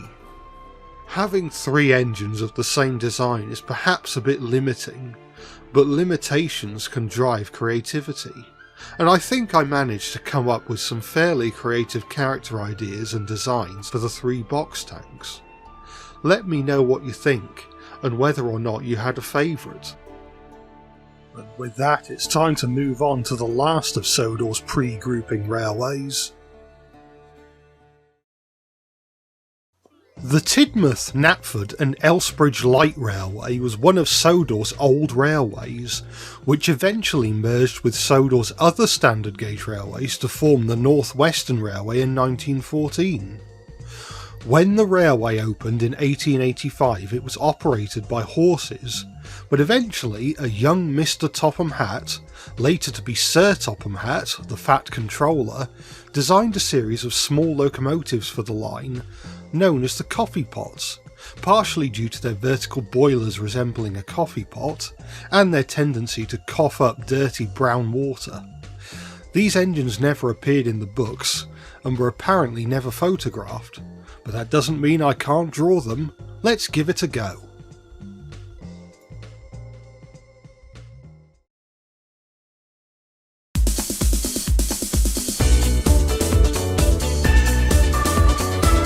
The first engine on the Tidmouth, Knapford and Elsbridge line wasn't actually a vertical boilered locomotive, at least not at first. Number 1 was built in 1905 when the line was extended to Tidmouth. The journey from Elsbridge to Tidmouth was deemed too much for the horses that had been running the railway up until that point. The route between Knapford and Tidmouth was originally very different. It was a roadside tramway that ran around the headlands between the two towns. I've used this as an excuse to draw Minnie, as I've decided to call this engine, travelling through a street. This original route from Knapford to Tidmouth only lasted a few years. In 1908 the tramway was destroyed in a gale, and so a new line was built further inland, the one that is still used today. You may have noticed that I've used a golden ratio template whilst figuring out the composition. I'll admit I'm a bit mixed on the golden ratio. I understand the basic idea. It divides the canvas, or part of the canvas, into different parts to make the image feel balanced and to draw attention to specific elements of the artwork. However, I'll admit that I'll sometimes look at examples of famous art pieces where the golden ratio was allegedly used, and my response will just be something along the lines of In this case, I've used a spiral to guide the viewer through various points of interest, starting with the gentleman with the top hat, then the pub sign, then the houses in the background, followed by the schoolboy, and finally ending with Minnie's face. Given that the Sodor and Mainland Railway used green for its engines, and I've used blue for the Wellsworth and Suddery engines, I've decided to paint the Tidmouth, Knapford and Elsbridge engines red, with liberal use of black here and there. I've drawn Minnie in as-built condition. She was built by a shipbuilding firm out of spare parts, with a portable steam engine mounted onto the chassis of an old wagon. She ran like this for a few years until her boiler wore out, and a vertical one was mounted at the rear end of her chassis. Old shape or new shape, Minnie has a pretty unusual design, and has an odd-bod personality to match. She'll often say what's on her mind as soon as it flies into her funnel, which means that if anyone is having a conversation with her, they can expect frequent changes in subject, or to get rudely interrupted. Minnie served her purpose as the locomotive of the Tidmouth, Knapford and Elsbridge Railway for about 5 years, give or take. She never really did anything particularly remarkable or impressive, but she did the job she was given decently enough, and you can't say fairer than that. Eventually, however, she began to make awful groaning noises. Her crew soon came to the realisation that the weight of the two boilers, the old horizontal one having never been removed, was putting immense strain on Minnie's chassis, which was coming close to falling apart. It was decided that building a brand new engine would be preferable to rebuilding Minnie with a stronger chassis. A new coffee pot was built, and Minnie was relegated to spare engine for a while.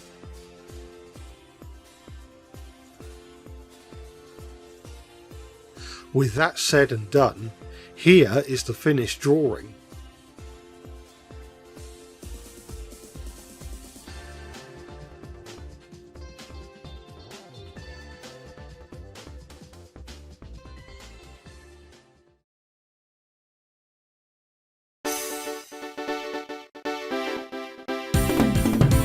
As far as vertical boilered locomotives go, the next three are a little bit more conventional. Number 2 was a much stronger and more capable design compared to number 1, with a much sturdier chassis. According to the Reverend W. Awdry's Railways of Sodor lecture, number 2's design was similar to those built by Sarah and Burgess for the Falmouth Docks and the Port of Par. I've decided to go for a style similar to Edgar Hodges for this particular illustration. He never illustrated any of the numbered Railway series books, but he illustrated a number of supplementary material in the late 70s, such as annuals, activity books and jigsaw puzzles. His style could be described as similar to Gunvor and Peter Edwards, but still distinct, less impressionistic and maybe a bit more cartoonish. Aside from number 1, the Coffee Pots continued to work on the Knapford to Elsbridge line, which would eventually be extended to Farquhar to become Thomas's branch line, for many decades following the merging of Sodor's railways.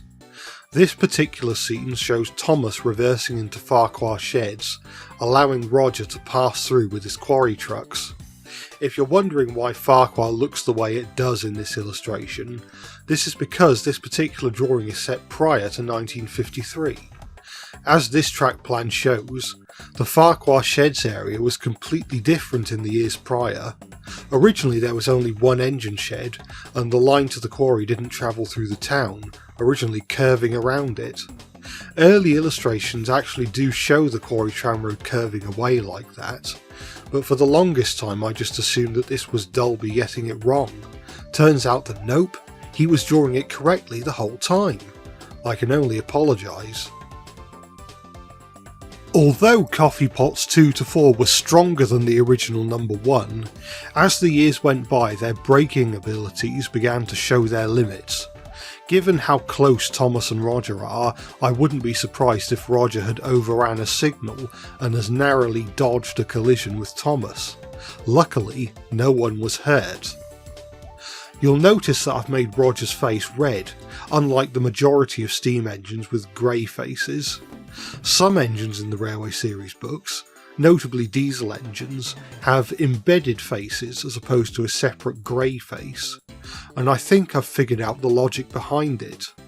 Most steam engines with grey faces have them in place of a door, whether it be a metal smokebox door or a wooden door like Toby's. Diesel engines with grey faces, meanwhile, have a face where the grille would be in real life.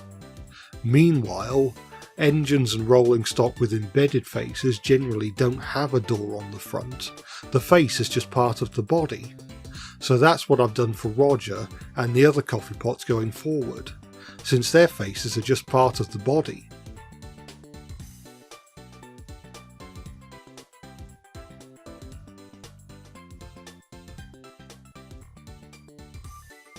With all that said, here is the finished picture.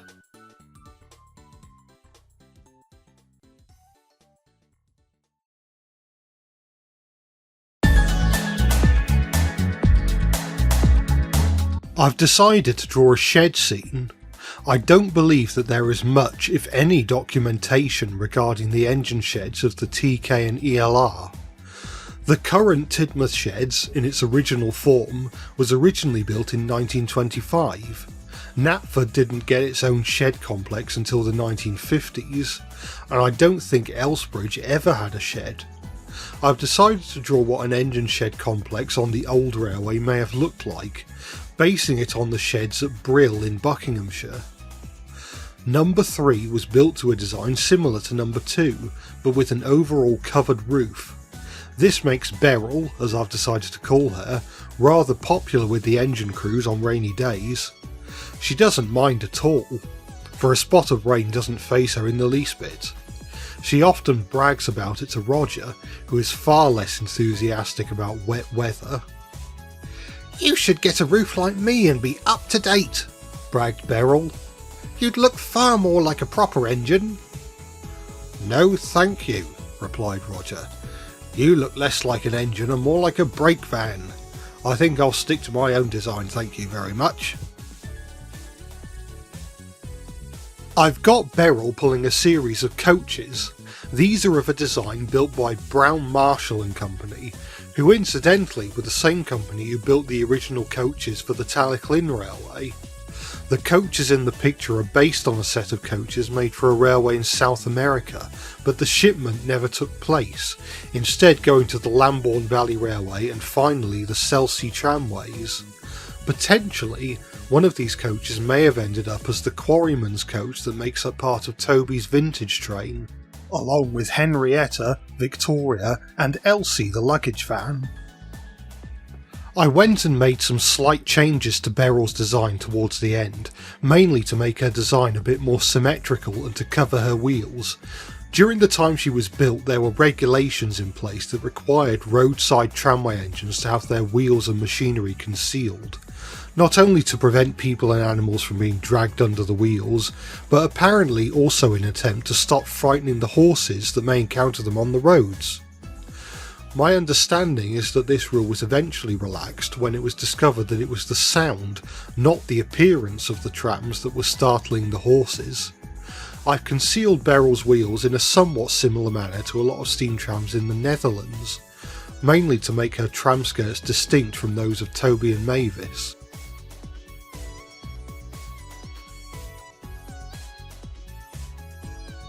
And so, here is the finished illustration.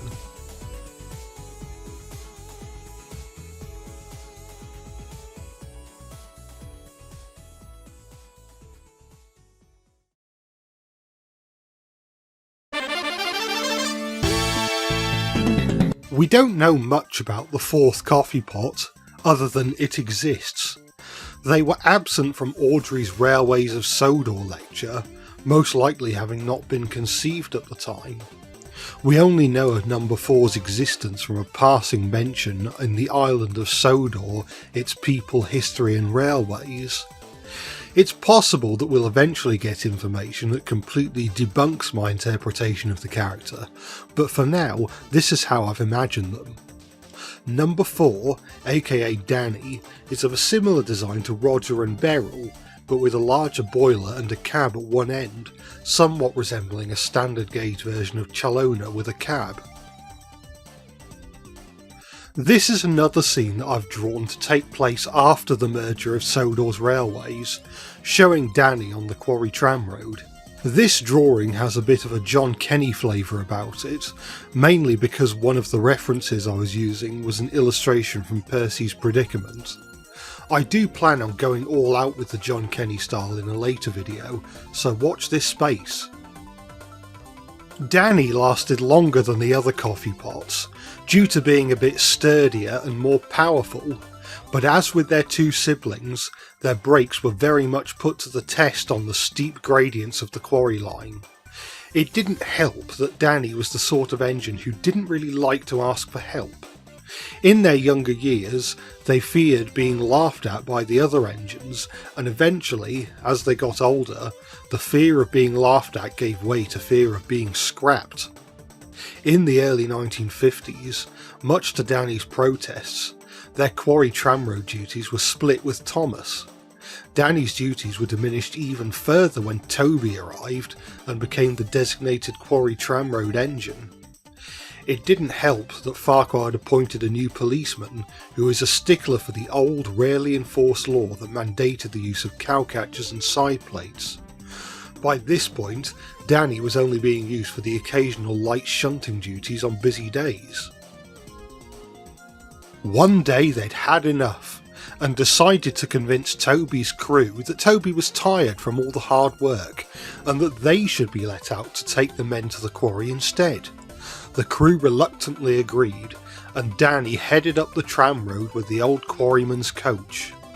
To prove themselves even further, they took more trucks than they could realistically handle on the way back. The trucks surged forward on the hill, sending Danny flying. The angry policeman heard the commotion and chased the train on his bike to little avail. When Thomas and Toby woke up, they saw Danny derailed on a set of points in Farquhar Yard, with stones spilt everywhere. The Fat Controller arrived later that morning and had a stern word with Danny. They were put on a siding and stayed there for what felt like years. but by the time Percy arrived on the branch line, Danny had disappeared, never to be heard from again. Neither Thomas nor Toby know what happened to Danny, and have never quite plucked up the courage to ask.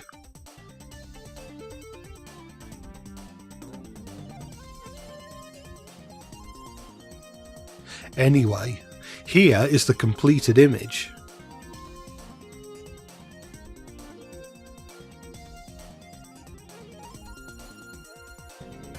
Fans of the TV series may be wondering why I haven't included Glyn. The simple reason for this is that when looking at the basis for coffee pots 2 to 4, it didn't really look all that much like Glyn, who was based on a Head Wrightson & Company tank engine of 1870s vintage. I was considering giving the name Glyn to number 2, but the engine classes looked so different that I decided to make all the coffee pots original characters. But with all that said, there were my interpretations of the Tidmouth, Knapford and Elsbridge Light Railway's coffee pots.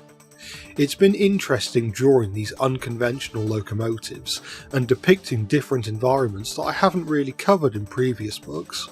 Let me know if you had a favourite of the 4, but now it's time to move on to the next part. Sometimes, Percy takes trains of stone trucks to the other end of the line, and when he's there, he meets engines from the other railway. He's good friends with them and likes to tell them about his past adventures, much to the annoyance of the other engines who just want to rest in the shed. These 4 engines only show up in one illustration at the start of Percy Takes the Plunge, so I thought it would be interesting to see a bit more from them. And what better way to do that than to draw some illustrations?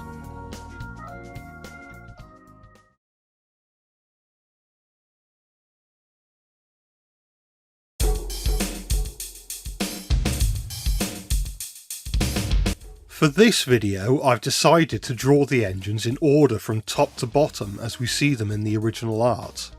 And the engine next to Henry looks rather a lot like a London and North Western Railway coal tank designed by Francis Webb. I figured that it would be a good class of engine to base this engine on. I'm not entirely sure whether or not any coal tanks, or indeed any of the engine classes featured in this video, would have actually worked at Barrow-in-Furness. Most likely the only small tank engines working there at the time were Ginties, but much like my first video on the mid-Sodor engines, I figured that it would be a bit boring to just have 4 engines that look exactly the same. Maybe we can rationalise it by saying that engines from other sheds would travel to Barrow specifically to hear Percy's stories. Ginty themselves will be appearing in a future video down the line, so look out for that. For these drawings, I've tried to emulate the style of John T. Kenny, the illustrator of the Railway series books 12 to 17. I sometimes go through phases of having different favourite artists for the Railway series, but honestly I think that Kenny may well be my favourite of all the illustrators. Compared to C. Reginald Dolby, he definitely has a better handle on perspective and keeping the engine designs consistent between illustrations. At the same time, I feel as though Kenny's illustrations still retain a lot of what made Dolby's illustrations so appealing, mainly in terms of colour choice and visual clarity. Going back to the coal tanks, similar to the Midland Railway Flat Iron and the Clocker Valley Railway Sharpies, I made a trains model of one back in the day. Again, like those other engine classes, it's very old at this point. About 5 years ago I actually did make a start on a new trains coal tank, but never got round to finishing it. Maybe if I find the time and motivation to get back into trains modelling I'll give it another go, but don't hold your breath. The book that these characters appeared in, The 8 Famous Engines, was published in 1957 and the stories take place during the year prior. Interestingly, although the last of the coal tanks was withdrawn in 1958, I believe it was something of an outlier, with the second last surviving member of the class being withdrawn some years earlier. I've decided to use this information to influence my backstory for Webster. I'm thinking that by the time we see him in the books he's already been withdrawn, and has become something of a nomad, travelling across the country to different sheds and maybe even some industrial lines to hang around and do odd jobs. Legend has it that he's still travelling to private industrial railways to help out where and when he can. I've drawn Webster on one of his many journeys along the main line, travelling light engine with a brake van in tow and anxiously waiting at a gantry for his signal to drop, or rise depending on what region of British Railways he's currently in. If he's lucky, then the signalman won't get suspicious and ring up the BR officials to tell them that one of their scrapped engines is in steam and fit as a fiddle.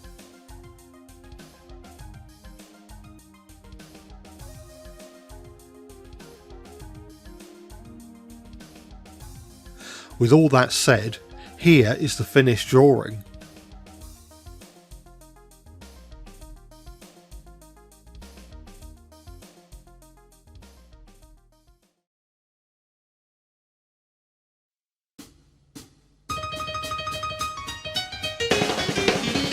This character was another engine where it seemed like Kenny had an engine class in mind when he drew him. In this case he looks rather like a North Eastern Railway Class E1, also known as the LNER Class J72.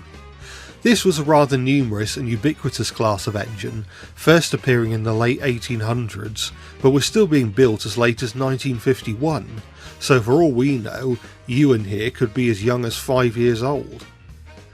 It's worth noting that for the first time in this series, none of the illustrations take place on Sodor, so I don't have to worry too much about adhering to Audrey's track plans. In this case, I've decided to set the drawing on some sidings with some industrial buildings in the background. I think the brick buildings and gasometers really sell the idea that this drawing takes place in the north of England during the 1950s. I've given names to all these engines, but I can't say I know how exactly they got them, since it can be easily assumed that the other railway was somewhat more impersonal with its engines compared to Sodor's railways. In his own book, Stepney mentions that some of his colleagues on the Bluebell Railway never had names before being preserved, so maybe there's a possibility that these tank engines were never given names either. Perhaps they named themselves, or maybe Percy gave them their names.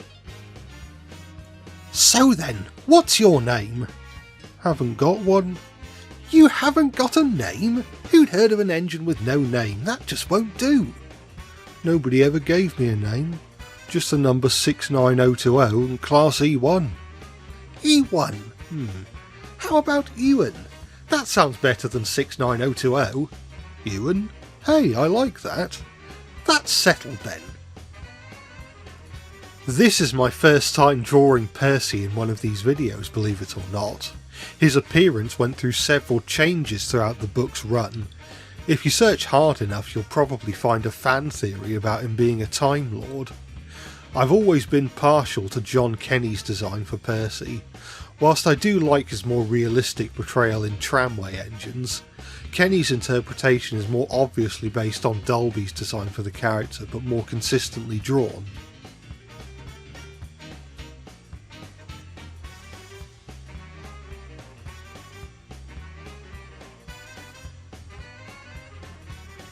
With that said and done, here is the completed illustration.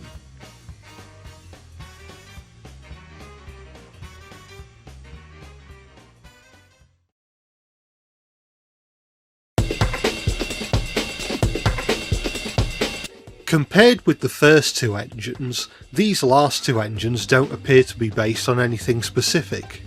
However, I did want to retain the theme of engines that primarily worked up north.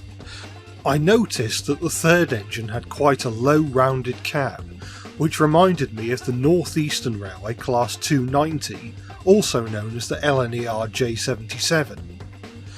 Jason, much like the other engines of his class, was rebuilt from an 044 well tank into an 060 with side tanks.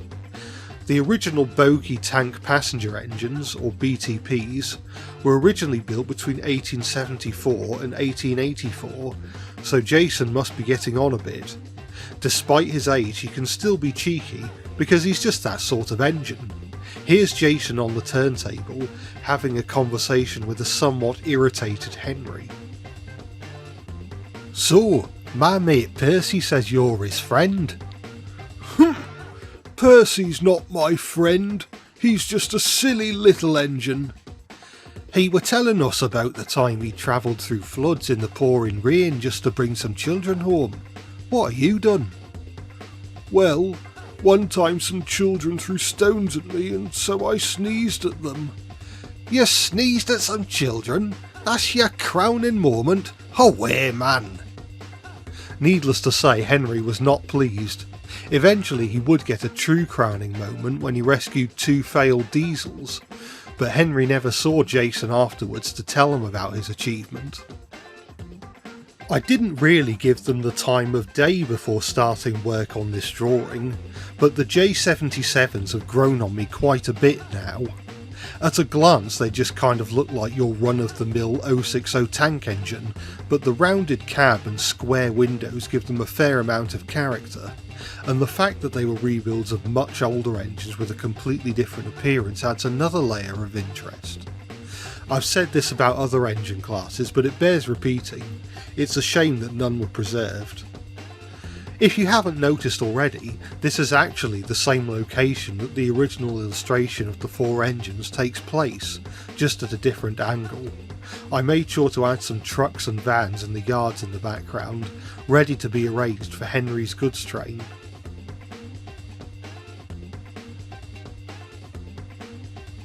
And so, here is the finished drawing.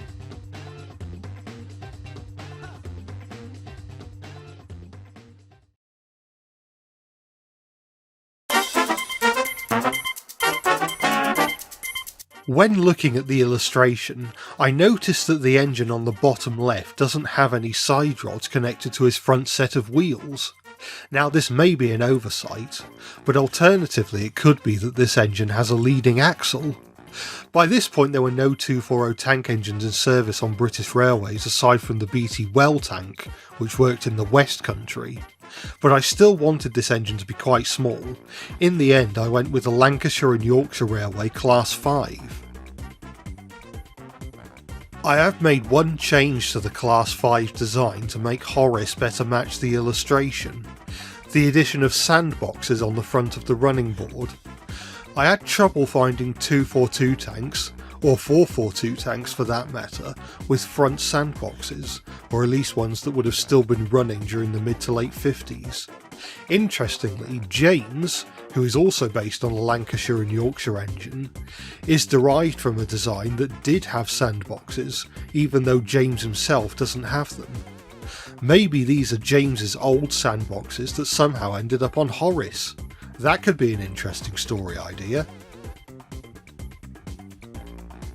Unlike the other 3 engines, Horace doesn't do an awful lot of goods or shunting work, instead pulling passenger trains on a nearby branch line. Because of this, he's a little more innocent and sheltered than the others, not being used to dealing with trucks or being bossed around by bigger engines. Nevertheless, he is particularly enamoured by Percy's escapades, many of which involve the goods and shunting work he's done, and Horace is interested in hearing perspectives from engines in different fields of work than himself.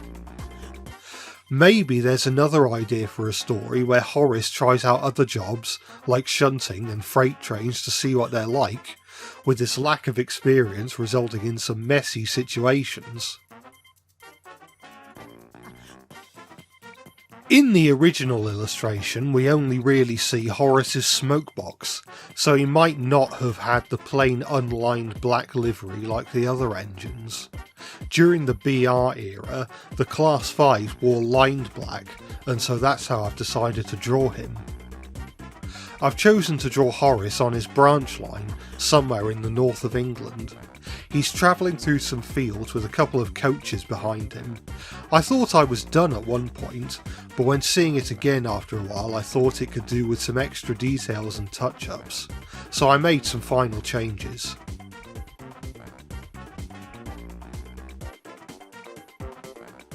And with that said, here is the finished illustration.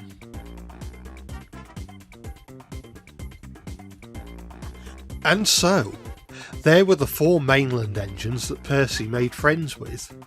This was an interesting challenge, creating characters based on a single illustration, perhaps harkening back to my videos on Sodor's loaned engines and the workshop engines. And with that, it's time to move on to the final part of this compilation. I've spoken about a number of Sodor's railways and branch lines over the course of this series of videos, but one that I haven't really mentioned in depth is the Peel-Godred branch line. Is it electric? Why, yes it is. The Peel-Godred branch is the only electric line on Sodor, and thus is home to a number of electric engines. The book Sodor Reading Between the Lines confirms that in the modern day, the trains are handled by engines of the class 86 and 87, and the railway safety book More Bad Days for Thomas and His Friends shows an engine resembling a class 91. However, it's worth noting that the 86s weren't built until the 1960s, with the other 2 classes being even newer than that. The branch line itself was first opened in the 1920s, long before any of these engines existed, and so there must have been an earlier set of engines running the line before the current roster. We don't know what these engines would have looked like, but with a drawing tablet and a drawing app, anything is possible.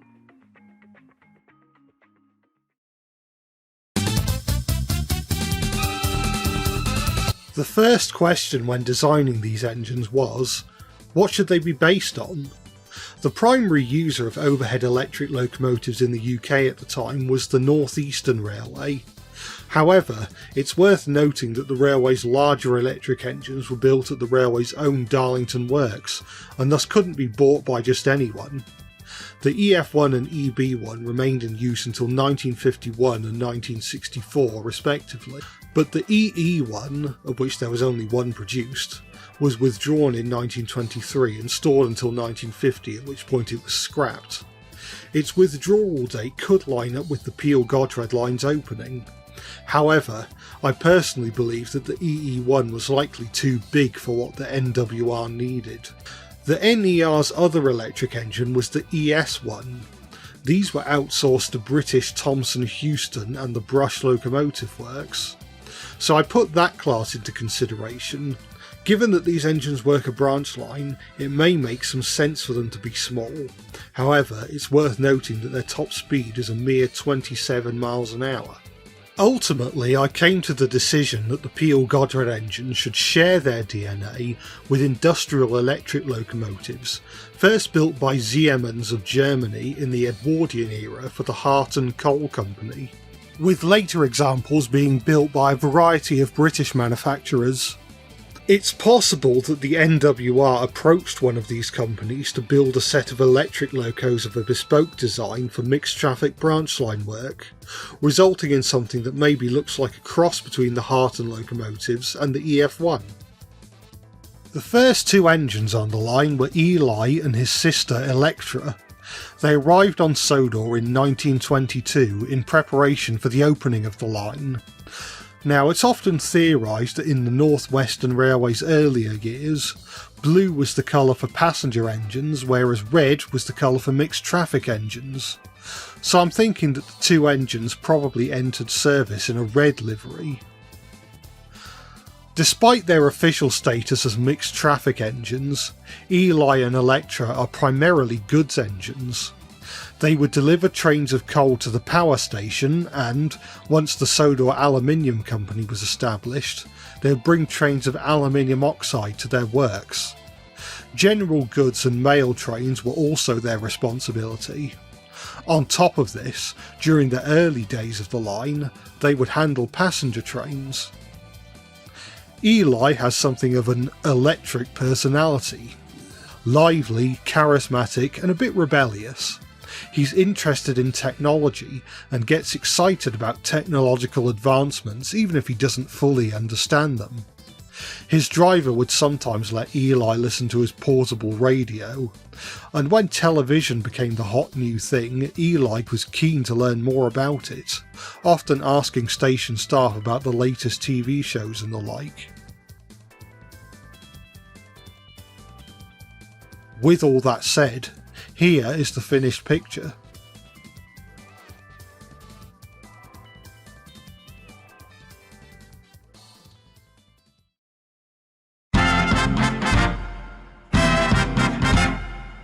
Electra is Eli's identical twin sister. Personality-wise, she has some similarity to her brother in that they are both interested in technology and electricity. But since Electra was technically the first of the two to be completed, she considers herself to be the responsible older sibling, despite the two engines being ordered at the same time. She has a tendency to boss Eli around and not listen to his advice, while also giving him advice that he didn't ask for. This side of her personality will often get her into trouble, almost as often as Eli's rebellious nature gets him into trouble. It's worth noting that whilst the two engines have quite lively personalities, they will often only open up around the people and engines they're close with.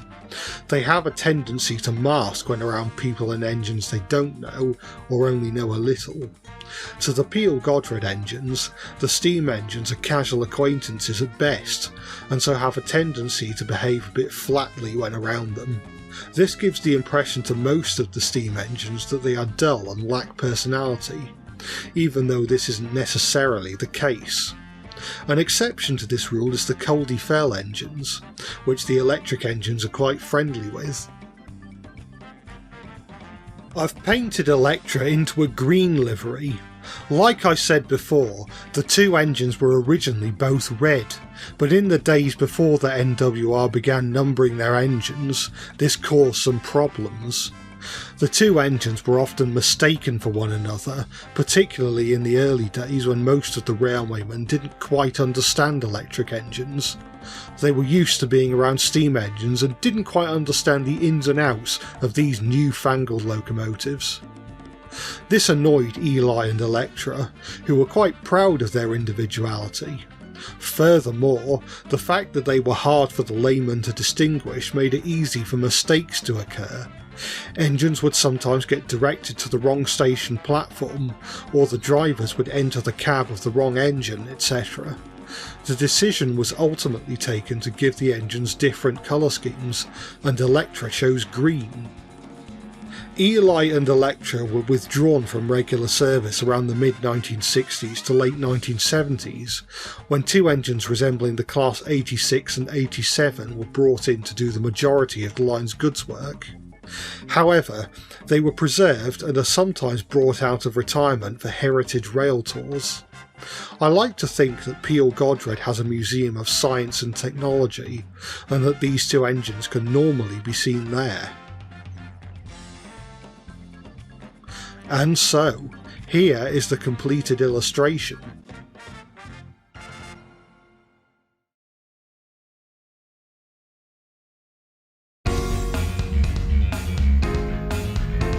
After a few years of running the railway on their own, Eli and Electra were beginning to feel overworked.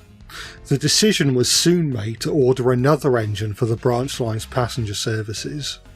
This responsibility once again came into the hands of English Electric, who built a locomotive that somewhat resembled an ED50, a design that they had previously built for the Japanese National Railways a few years earlier. Emmett wasn't identical to the ED50, not least because he was built to run on standard gauge lines. His arrival on the railway meant that Eli and Electra could focus primarily on the goods trains, which they were more suited for anyway. Emmett was painted in the NWR's passenger blue livery, which made him look very smart. However, his status as only passenger engine on the branch line made him a little conceited. He looked down on the two goods engines, which annoyed them considerably. This didn't stop Emmett from showing off, however, and he would sometimes get Eli to fetch his coaches for him. "Passengers are important," It's only fair that a lowly goods engine like yourself takes the time to assist me." One day, after getting fed up of being ordered about by this big blue bully, Eli handled Emmett's coaches so roughly that he managed to put them in a foul mood. Emmett's train was going smoothly until the coaches slipped their brakes on, leading Emmett's train to stop in an isolated part of the line, far from any station. The brake pipes on the coaches were badly damaged, so Electra was called to deliver the tools to mend them. When she heard about how Emmett treated Eli, she was furious. "Even I don't treat Eli as badly as that," she said. Eventually, both Eli and Emmett were given a severe telling off, but the station staff were wise to the fact that Emmett had started the whole kerfuffle, and so it was he who was punished for his crimes. For the next few weeks, Eli was put exclusively on passenger duties, whilst Emmett did Eli's goods work. Emmett was not as well versed with goods trains as Eli. In fact, he wasn't well versed with goods trains at all. So he had his fair share of accidents at first, but over time he mellowed out and got to know the ins and outs of goods work. He still acts pompous and vain at times, but he shunts his own trains and helps out with the goods work when needed. The ED50s had a door on the front, and so I've given Emmett a grey face. I know this theory isn't perfect, I've seen the Boko edits, but in general I think it's a decent rule to follow in a more general sense. I've shown Emmett and Eli at Peel Godred Station. Peel Godred is a walled town, and so I was looking up terminus stations in walled towns for inspiration. In the end, I loosely based the scene on Alnwick Station in Northumberland, which was also a branch line terminus. Trains don't run there anymore, but the station still exists as a second-hand bookshop. I've been there before, but I didn't buy anything, it was too expensive for me. It's worth noting that Awdry himself never wrote about the Peel Godred engines because he felt that electric engines were devoid of personality. Though to counter this, I've decided to draw some sparks emitting from Eli's pantograph just to show how angry he is. Emmett's workload has dwindled significantly since the arrival of the Class 91 on Sodor, which happened sometime between 1988 and 2001. He's still around, however, as a spare engine, although at this point he's primarily seen hauling rail tours and photo charters.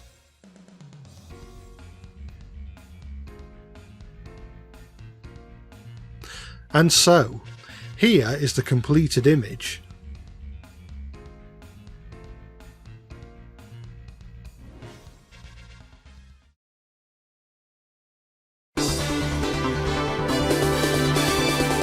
I've decided to do something a bit different with the fourth engine. Similar to when I based Albert on a French design because I thought it looked cool, I've decided to base this engine on the Class D, an electric engine that ran on the Swedish State Railways, or Statens Järnvägar, or SJ for short. I just think they look really interesting, particularly the early examples with the wooden body. It's worth pointing out that a lot of the official lore about Sodor's railways is the result of Awdry seeing or reading about an engine or a railway and thinking, "Wow, that's so cool, I really want to write a story about this," and then coming up with a plausible backstory as to how something similar ended up on Sodor. So I suppose it's only right to do something similar with this engine. All the other Peel Godred engines at this point were articulated Bobo designs, but sometime during the 1930s the Fat Controller was interested in seeing whether or not there was any merit to rigid-framed electric engines. He discussed this with various British loco builders, but they weren't really interested, preferring to focus their research and resources into articulated engines. Siemens was a no-go due to rising tensions between Germany and the Allied countries, and so the decision was made to contact Allmänna Svenska Elektriska Aktiebolaget, ASEA, to build a rigid-framed locomotive similar to the Class D they'd built for SJ. Erlund, for that was the engine's name, entered service around 1936. He was a mixed traffic engine in the truest sense of the word and could theoretically pull anything. At first he was tasked with helping out Emmett with the passenger trains. Erlund was excited to pull some trains, maybe a little too excited for his own good. Due to his rigid frame, he couldn't take corners as quickly as the other engines, and derailed on a sharp bend coming out of Peel Godred station. For a period he was put on freight duties, during which he made a concerted effort to be more careful whilst traversing the tighter turns. He was soon back to passenger duties, and later received a rebuild at Crovan's Gate Works which allowed him to reach speeds of up to 75 miles an hour, allowing him to travel higher speeds on straighter stretches of line where he can see ahead and not have to worry as much about losing balance. The arrival of the Class 91 meant that Erlund has had less to do in recent years, but he still exists as a spare engine, often filling in when other engines are ill or away for repairs. I've drawn Erlund at Abbey Holt, which serves the local boys' school. Erlund is a favourite engine of the school children, who enjoy the fast pace of his trains. Nevertheless, Erlund is always sure to be as careful as he can.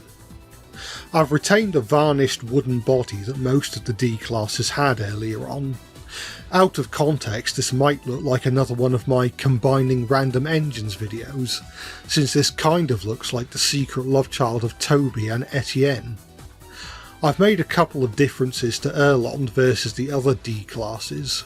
Firstly, the positioning of his headlamps were altered in order for him to display British head codes.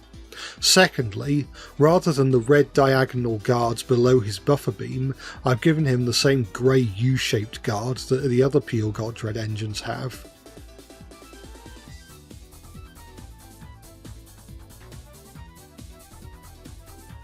And here is the completed picture. And there you have it, the original engines of the Peel Godred branch, according to me. It was really interesting drawing a whole new type of engine that I've never really given the time of day before. I've got newfound appreciation for early electric locomotives. Despite what some may say, I think they've got a lot of character. At some point I may draw the more modern engines that came in to replace these four, so be sure to subscribe and comment down below if you want to see that video and others like it.